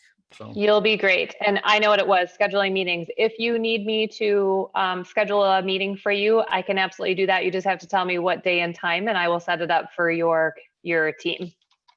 If you don't have a tool available to you, that is totally fine. So I guess if we wanted to schedule, because I have a Zoom account, can I just do that or no? Yes, you can. Okay, all right. And for, so this is just a little bit new. We have new members. We do have kind of a notes template somewhere for taking notes in your subcommittees that we would like to keep on file. So you can assign a note taker for your subcommittee meeting. And then we put those in our documents too. And then Greg had a comment. Yeah, this is probably mostly for Leah. I don't use my MDE account much. So can I get into a Teams meeting if I might have forgotten my password? You can, yes. As long as I set it up for you, all of you can get into it. You just can't set one up on your own without your other account. So you just have to let me know the day and time and I will handle that for you. And then Ben, do you want to read your comment? I wonder, just to make a better use of our time, we've kind of today as our Giac, if it might be wise to do team meetings or do some committee work, just to at least get started, have a conversation. I feel like we'd be brainstorming and then coming to October, and maybe we could do some brainstorming now and have more direction in October. I could communicate then with Leah and you, Greg, and you, Kathy, a little bit more of some direction in regards to what Gigi had mentioned earlier about Leah providing resources for us. And then Jeff has a question that I know at least I have the same question. Want to read that, Jeff? Yeah, I cannot remember for the life of me how to get to our .gov email account. I haven't checked it in probably a month and a half. Sorry, trying to get to my unmute. Yeah, and we still haven't given you training. We had 2 new members we were bringing on board for the other thing, so I was stalling on the training. But we'll get that going now that everybody is back to being on board. And I've been trying to send everything to both of your email addresses that we have on file until we make that transition, although I misfired with Greg a couple of times this week. So again, apologies for that, Greg. I was sending things to his michigan.gov and not his other account. So I will keep working toward that transition for you. I think everybody is active now, and that was step 1. So, and that will give you, and then we'll switch over to there. And then Greg, did you have a response to Ben that you wanted to? Yeah, so Ben, would you prefer then for us all to discuss what the goals might be for each committee and then break into committees, or let the committees kind of at least figure out a better description to bring back to everyone in October, and then we could give feedback if we think the committees are on the right direction? Yeah, the second thing you said, I don't think we need, I think just we as committee, right? Zainab, I mean, do you feel comfortable with that? Just a quick discussion. I think I know what policy means, but I'm not 100% sure that I'm on the same page with you too. So.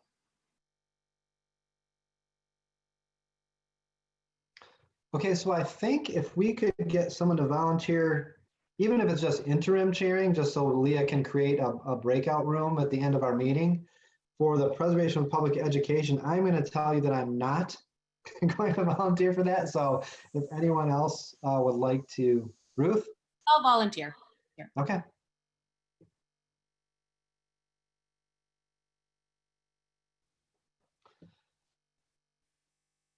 Okay, so I think we have enough structure where at this point, so Jeff, I see something popping up. Yeah, but I didn't want to interrupt. So he just wants to know who's on the school safety committee. Could you read that off again, please? Sure. The safety and support in the classroom is Owen, Eva, Angela, Lisa, Marcus, and Jeff. Kind of a Metro Detroit heavy committee, except for our West Sider there.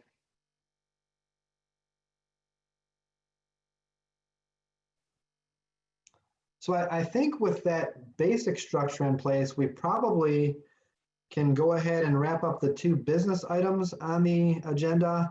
Leah put on there, wrap up and adjourn to go to work group time.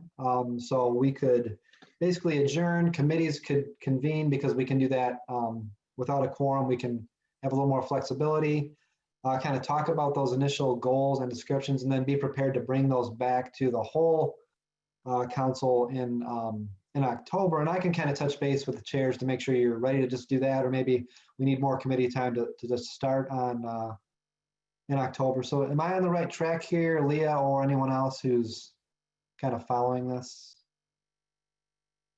Yes, I think so. I'm actually just finishing setting up the 3rd meeting. So if you give me 1 second just to finish that, and then those will be all ready for you you should all have an email, and we can make sure everybody got the email before we get off and can access their committee. The email to our private or? I did, except for Gigi, I used your michigan.gov because I'm not sure which account you're using currently. So if you need me to send it to another email address, because I have your Lakeview and I have your MDE. Yeah, the lakeviewspartans.org would be good. Okay. Thanks. I will fix that because I did not use that one. So 1 second. And I sent them to everybody's work or personal.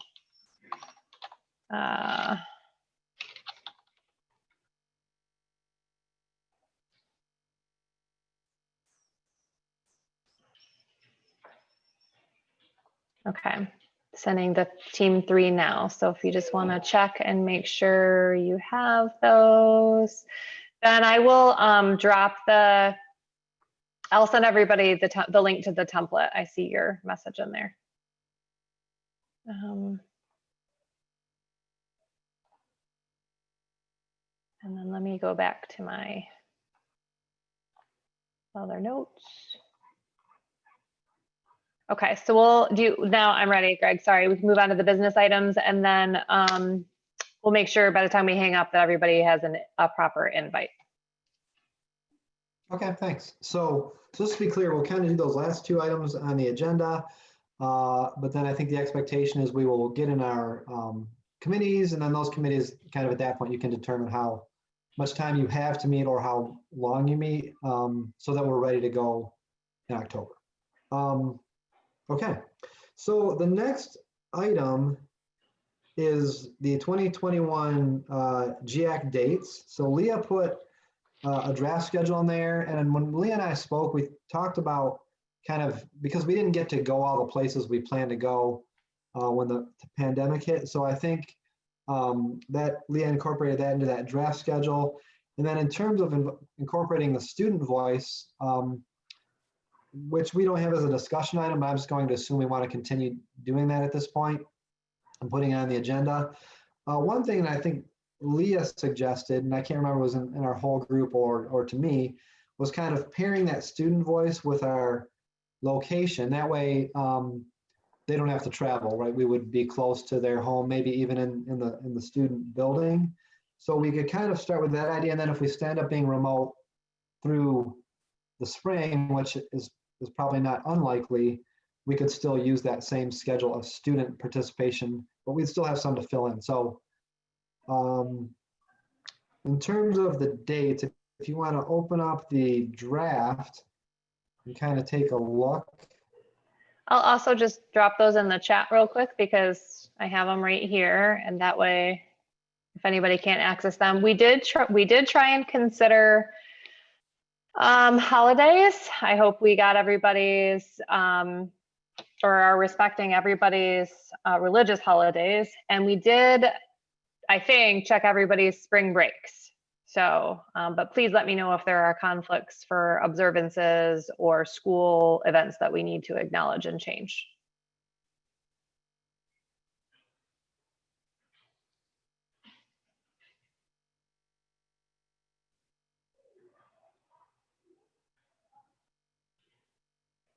So Leah, we didn't really put this as an action item. Is this just a draft that we would then approve potentially in October? We can, yeah, we can either approve it now. I do have it ready if somebody wants to make a motion to approve, or we can let people ruminate over and check calendars. Oh, and we checked your MTLAC meetings too and bounced it off your other meetings that you have to be at. So that should be okay too. It is up to you. We need to certainly do it by the first of the year. So I just wanted to give everybody enough time. Leah, so with the ISD being on September 17th, our district does an opening day big event, and we don't know the date. It's usually right around there. I mean, it might not conflict, but I might have to get back to you on that because I don't think our calendar is done for next year. And we can certainly change locations too with folks. This was just the original lineup that we had. So or if we could just flop for October and switch with Lansing, that might be an option too. Do you want me to go ahead and make that change right now? Yeah, it wouldn't, it definitely won't conflict with our opening day events for sure in October. Okay, easy. It actually, Lansing probably should have been in between there anyway, so that's okay. But, perfect, thank you.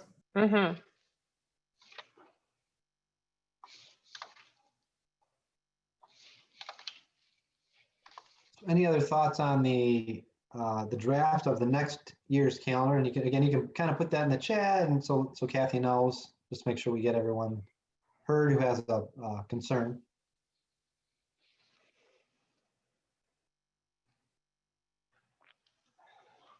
Okay, then Greg, so it's up to you if you want to call a vote or if you want to hold it till next week or next month. Actually, Owen does have a question. I was just wondering if we're waiting on something to choose between the two January dates that I see listed.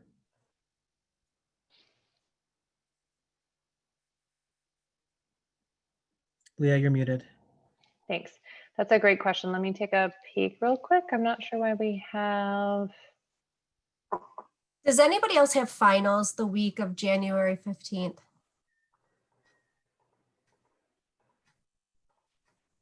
I know our districts do.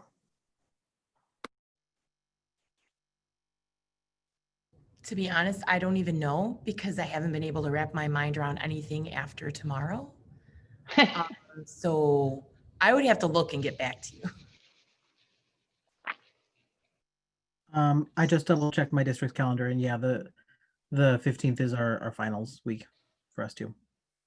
Okay, so let's tentatively angle for the 22nd and then let others check and see if that becomes a conflict for them. So I am changing these in real time in the share drive. So when you go back to find this later to bounce it off things, I have marked these changes, both the location and the date. And then Mandy has a question. So before we start meeting live again, has there been any updates on reimbursement parameters? I know sometimes that changes at the state level. That's a great question. We have not had any limitations or restrictions on reimbursement in terms of reduced rates or reduced reimbursement yet. We definitely cannot go back to meeting in person yet. I think my guideline is probably when the State Board of Education determines that they are meeting in person is when we could then begin meeting in person. But the department's general feeling is that if you can meet safely in a virtual setting and effectively, then that is what should be done. And so that's probably the guideline that we need to use. We may have overnight travel restrictions. So for instance, a UP might be more difficult, but that is pretty far away. So I don't think we need to worry about that just yet, but certainly paying for all of you to come to Lansing would be fine. Going to Detroit would be fine. Saginaw would be fine. Areas where we're going to have to pay to gather you one way or another when it's time to gather again. Does that answer your question, Mandy? Okay. So then for me, I guess, would they not pay for my overnight stay then if I have to come from the UP? No, I think they would for you. They just wouldn't want to pay for all of our overnight stay to go there would be my guess. But I don't know. I mean, it might end up being more flexible. We have gotten very little information, mostly because we're just not traveling. So.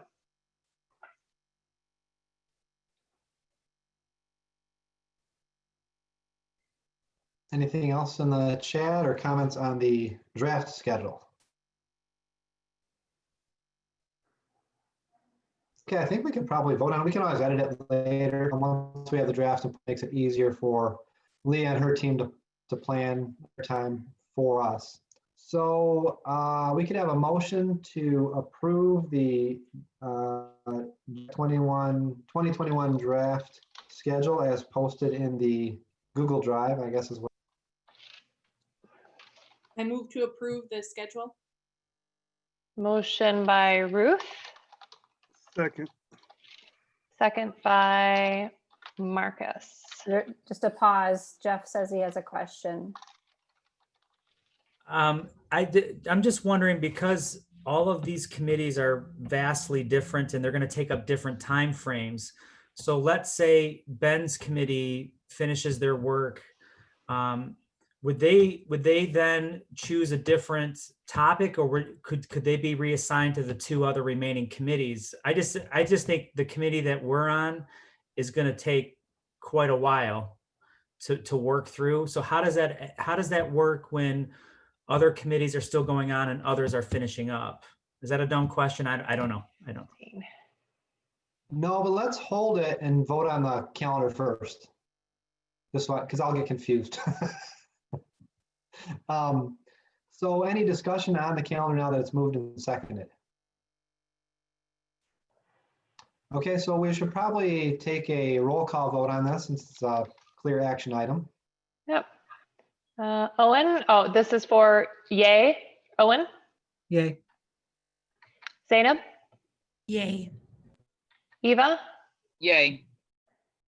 Tony is still absent, confirming for the record. Gigi? Yay. Kathy? Yay. Angela? Yay. Ben?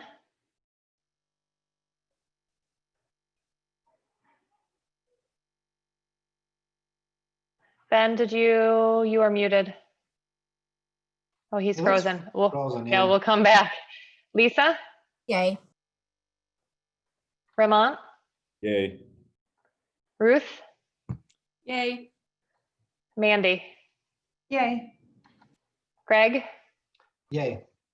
Marcus? Yay. Jeff? Yay. Let's give Ben 1 second. Looks like he disconnected and is trying to reconnect.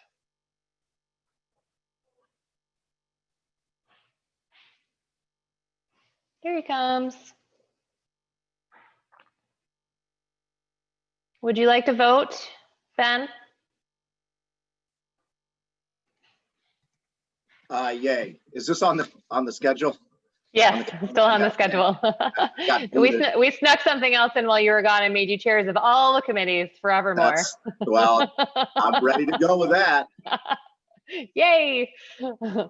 Okay, so motion carries unanimously. I think that was the last business item, yeah? Okay, so do you want to go back to Jeff's question? Yeah, sure, because we have the wrap up and adjourn. So any wrap up questions or concerns, things that we might want to draw to Leah's attention, this is a perfect time to take care of all those things. And if we want, we'll want to also select I know Zainab already volunteered, but we'll also want to select who brings our student guest for October, assuming we want to continue doing that.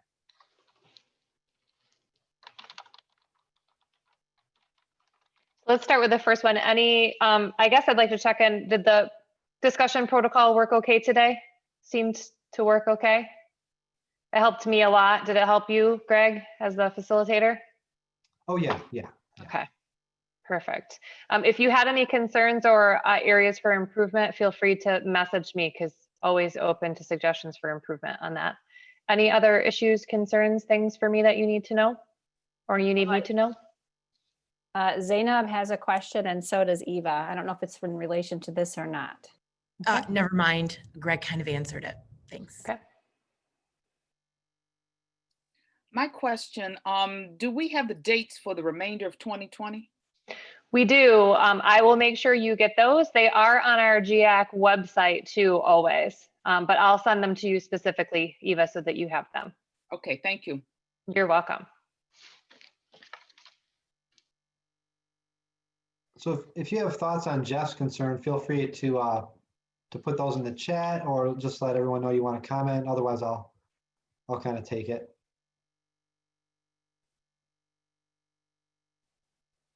Student guest for October? Sure. So Jeff, we had that same issue before when we had committees, so I think the bylaws committee, we were done with our work before everyone else's because ours was a little more, the end was a little easier to find. So what we did is we kind of started looking ahead, but I think that's just kind of a bridge we'll probably have to cross when we come to. But yeah, it is a bit of a challenge when we dedicate our meeting time to committee work to keep everyone on the same page and included. So I don't think that'll be an issue before January. If anyone has thoughts on that, how to kind of ameliorate that problem or make it so it's not an issue in the first place, I'd love to hear them. But committees all kind of work at their own pace. I guess one thing we could do is just have a calendar for when committees have to have their work done and try and make it more uniform.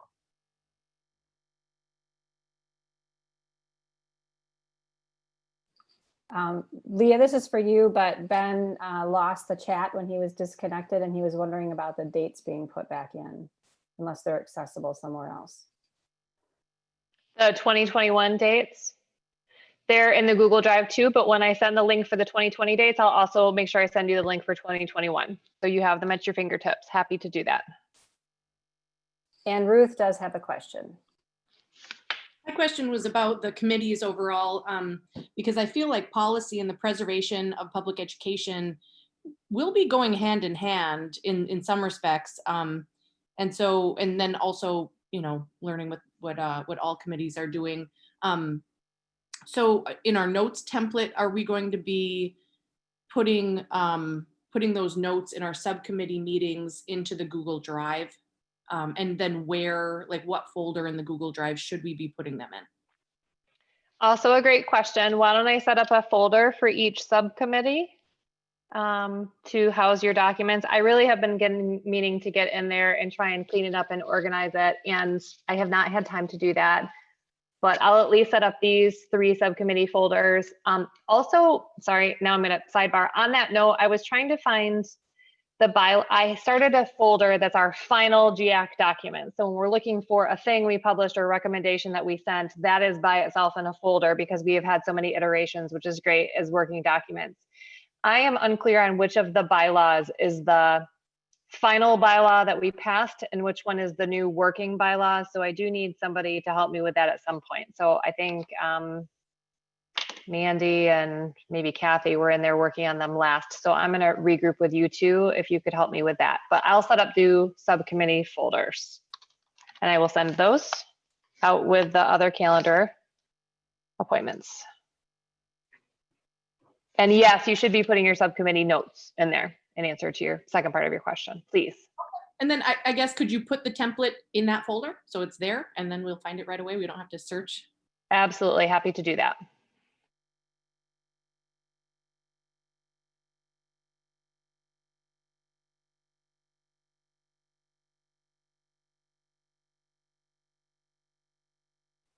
You're looking good, Kathy? Okay. Yep, All I right. don't see anything. Okay. Sorry. So I think I'm going to have to figure out. So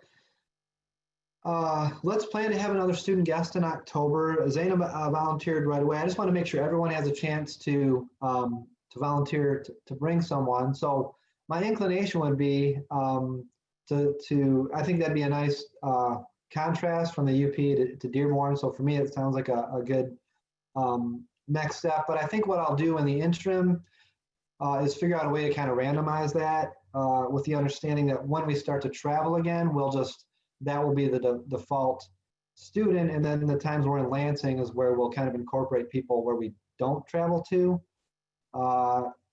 just to kind of make it a little easier. I can just kind of, sit in my room and take names out of a hat and pick dates. Before I do that though, is there anyone who prefers not to be obligated to find a student to bring? Well, if you do, just send me an email. I'll just make sure to not ask you to bring someone.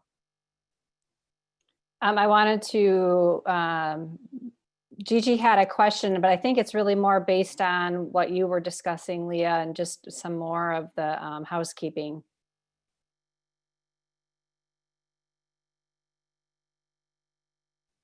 So Gigi's question was, if we're going to be moving to Teams, will we be keeping the Giac Google Drive folders? That's a great question, Gigi. So yes, if we move to Teams, we will be keeping the Google Drive. However, this Google Drive is currently in my personal Gmail, which is also a no-no. I was just granted a state Google Drive. So at some point I do have to move all of everything out of this Google Drive into a state approved Google Drive. And then I have to reissue all of you access to that.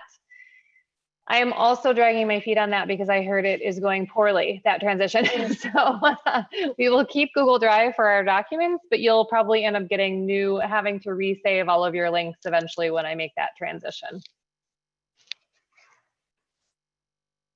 Okay, and now Zainab has a question. So I'm sorry, I don't want to prolong this, but just a quick question to everybody. I had I volunteered to bring a student because I have students working on social emotional learning things for the district. I'm wondering if we want this to be like focused on something, or do we want it to be kind of like Sasha, where it was more of a broad, these are my concerns, and this is what I'm seeing.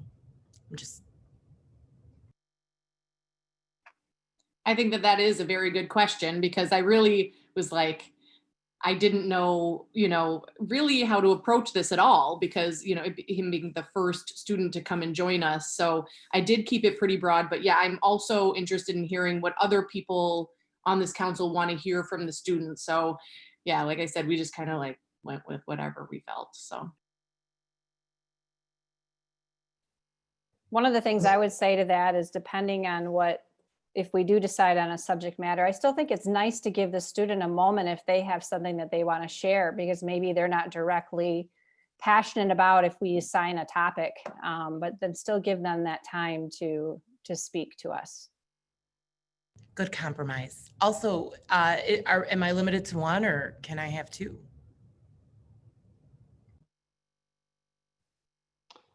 I don't think you're limited to one. We want to probably limit our time. So if you have two, talkative students, they will have to learn to moderate their talkativeness. Let's just keep it at one then. Yeah. Okay, and Jeff has a question. Okay, well, I don't want to speak on behalf of Lisa, but we're both kind of in the same ballpark.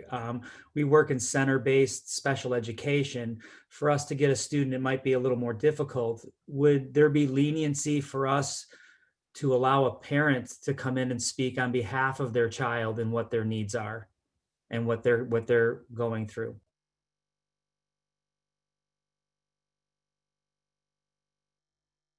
So it would be student by proxy. I don't feel like I can answer that. Do you think maybe we need like a document that says what we're looking for? Or we can just kind of, I personally, like my opinion would be that whatever you want to bring to that meeting in terms of a voice, we could kind of leave that up to each of us at our discretion. And I apologize, so I'm sorry, this is probably a perfect opportunity to use the new protocol, so I jumped in, but we do have comments on either Jeff or Zainab if you want to use the chat comment question feature. I think this is a great time to do that. Okay, Angela is next. So when I put that I had a question, so Zainab and Jeff actually asked some of the question, but I know we talked about this before as well. Is there an age like range that we're looking for with our students? And I remember talking about this. I don't remember what we said, obviously, but I'm just wondering, because I know I work in a school where the students are younger, but I could go and find some of my old students from secondary if I needed to.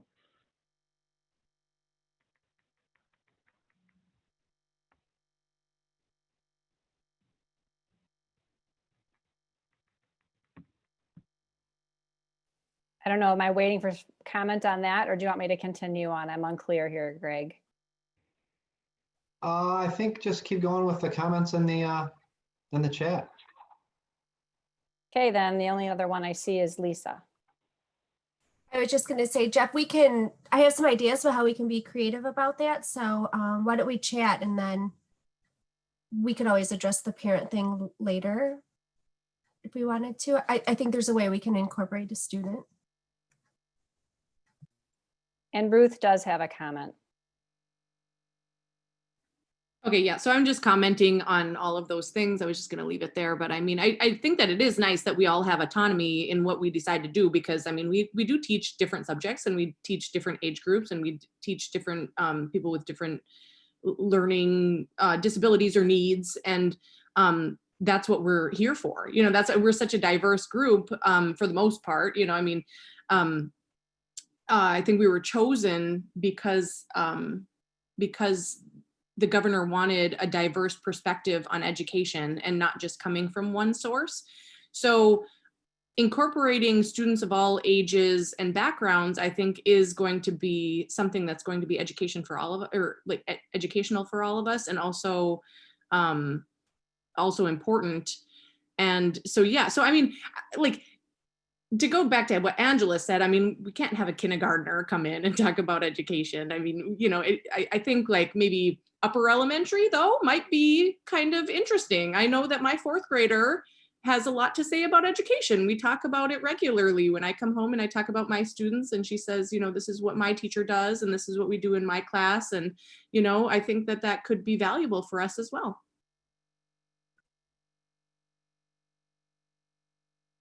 Okay, Zainab has a comment. Well, Would you like to read that? I totally agree with Ruth. That's all. And to you, Greg. Yeah, I can tell all of you that if you bring a guest, I'm not kicking anybody out of our Zoom room. If you bring a person, bring who you want. So I kind of lean towards what we've heard there. And if Jeff feels like the best, to get a voice from his student population, it's going to be a parent rather than a student. For me, I would say that's the way to go. So I don't necessarily think we need rules. Maybe if we go through a couple and it turns out the kids are all saying the same thing, or we're not getting different perspectives from different groups, we could then rethink or revise or maybe discontinue. But I think at this point, we've been doing this for a while, and we know which voices would probably benefit the group. And Ben, you have a question? Just so I know we're virtual through 2020. So as far as the student representative moving forward, if we are able to come back face to face, is it the understanding then that we would follow the location to make it more convenient for that student starting with 2021? Is that what we're looking at? Yes. And then Jeff? Yeah, so one of the things I guess I was thinking, and Lisa and I can work together on this. I guess we could represent one because we both work in the same district, but or we could have two from our district, but maybe we could have the parent there with their child, so it wouldn't be just the parent, the child could be there as well. So I mean, but Lisa and I will work that out, and I appreciate the leniency with the council. Thanks. And then Eva. Forgot to unmute. I just had two comments. I just want to comment on what Jeff said as far as parents, because we have to keep in mind that parents are also stakeholders in education. And as far as bringing a student, for me, I'm going to have to hold off until second semester because 90% of the teaching that's going on at my high school is virtual at this point. So very few students at the building. So those were the other two comments that I wanted to make.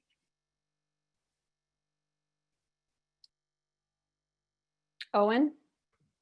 I'm also teaching virtually, so I would assume that if there's a virtual meeting happening and I'm bringing a student, I could just send them the Zoom invite and they could join us on the call, right?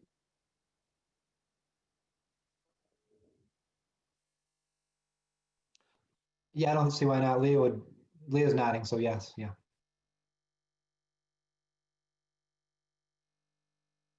That's all that's currently in the chat box. Okay, well, let's keep moving. So we'll just, so Zaina, if you don't mind bringing a guest to October, then I can talk to Leah, or if anyone has input about how we can sort of make sure, that's, there's a better way to do it, or a more inclusive way to figure out who brings guests, then we'll kind of have something in place by October, hopefully.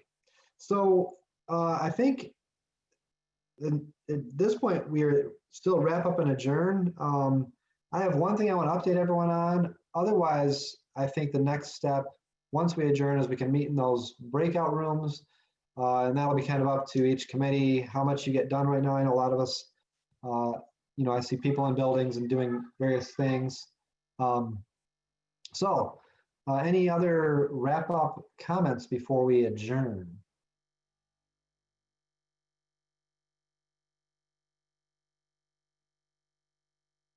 Okay, perfect. So I just want to update on one thing. Leah and I were invited to a meeting this week with MSU and U of M, and I just want everyone to know that I know that Marcus, you might need to mute me, but we did the proposal on professional learning, professional development. That document we created is actually being used to guide the governor's budgetary proposal regarding the upcoming school year. So just so you know, all that, the work we put in, and there's a little bit of an echo chamber because U of M and MSU kind of told us what works. We put that in our document and then kind of added our own input, but they were directly referencing the work that we had done, the proposal we had made. They included Leah and I and Brandy, as they get ready to submit that. So I just want everyone to know that, the voice we have really is part of the conversation in the governor's office regarding budgeting and education in schools. We don't have everything we need, right? We're still working on the paraprofessionals and other people being better included, but they really appear to be listening to the things we to bring to them.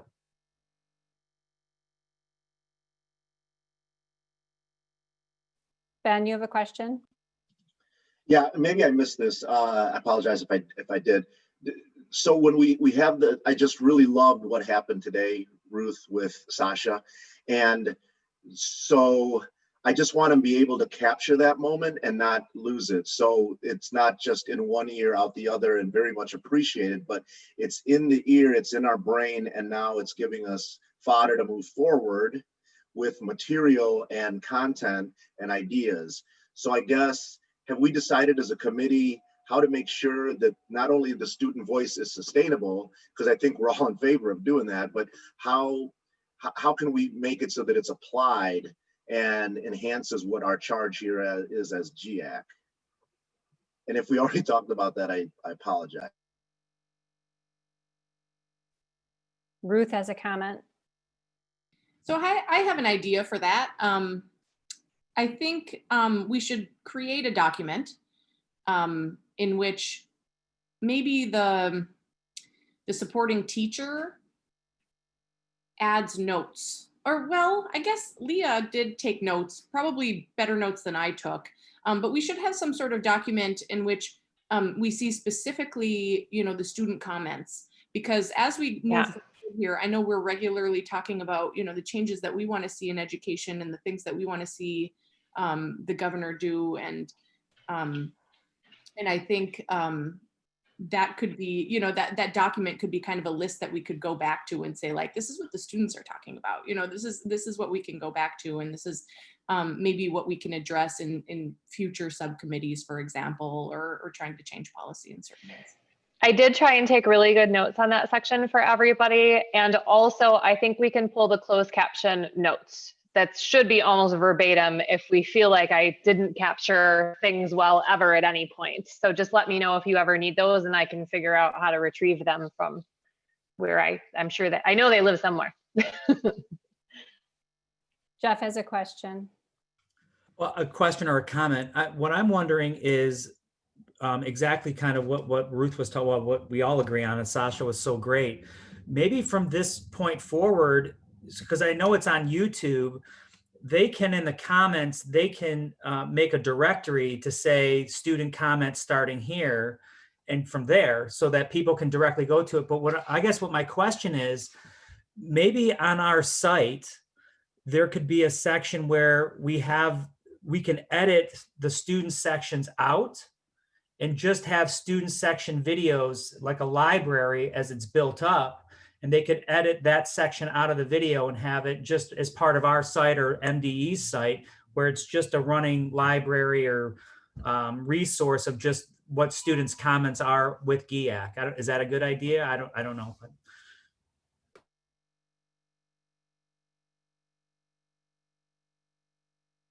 I don't have a comment anymore, and mine's taken care of by what they both said, so it's good. I just like being able to keep this momentum moving forward, but I also like us having some time built in where maybe we can recap and discuss together after the student is finished, because it might tie back to something we did before or to current work, and I just think that would be good to have some time to do that. So maybe just add a 10-minute debrief after the student exits. Yeah, something like that. I just think when it's fresh in our minds, if there's some things that are important that we want to discuss further about it.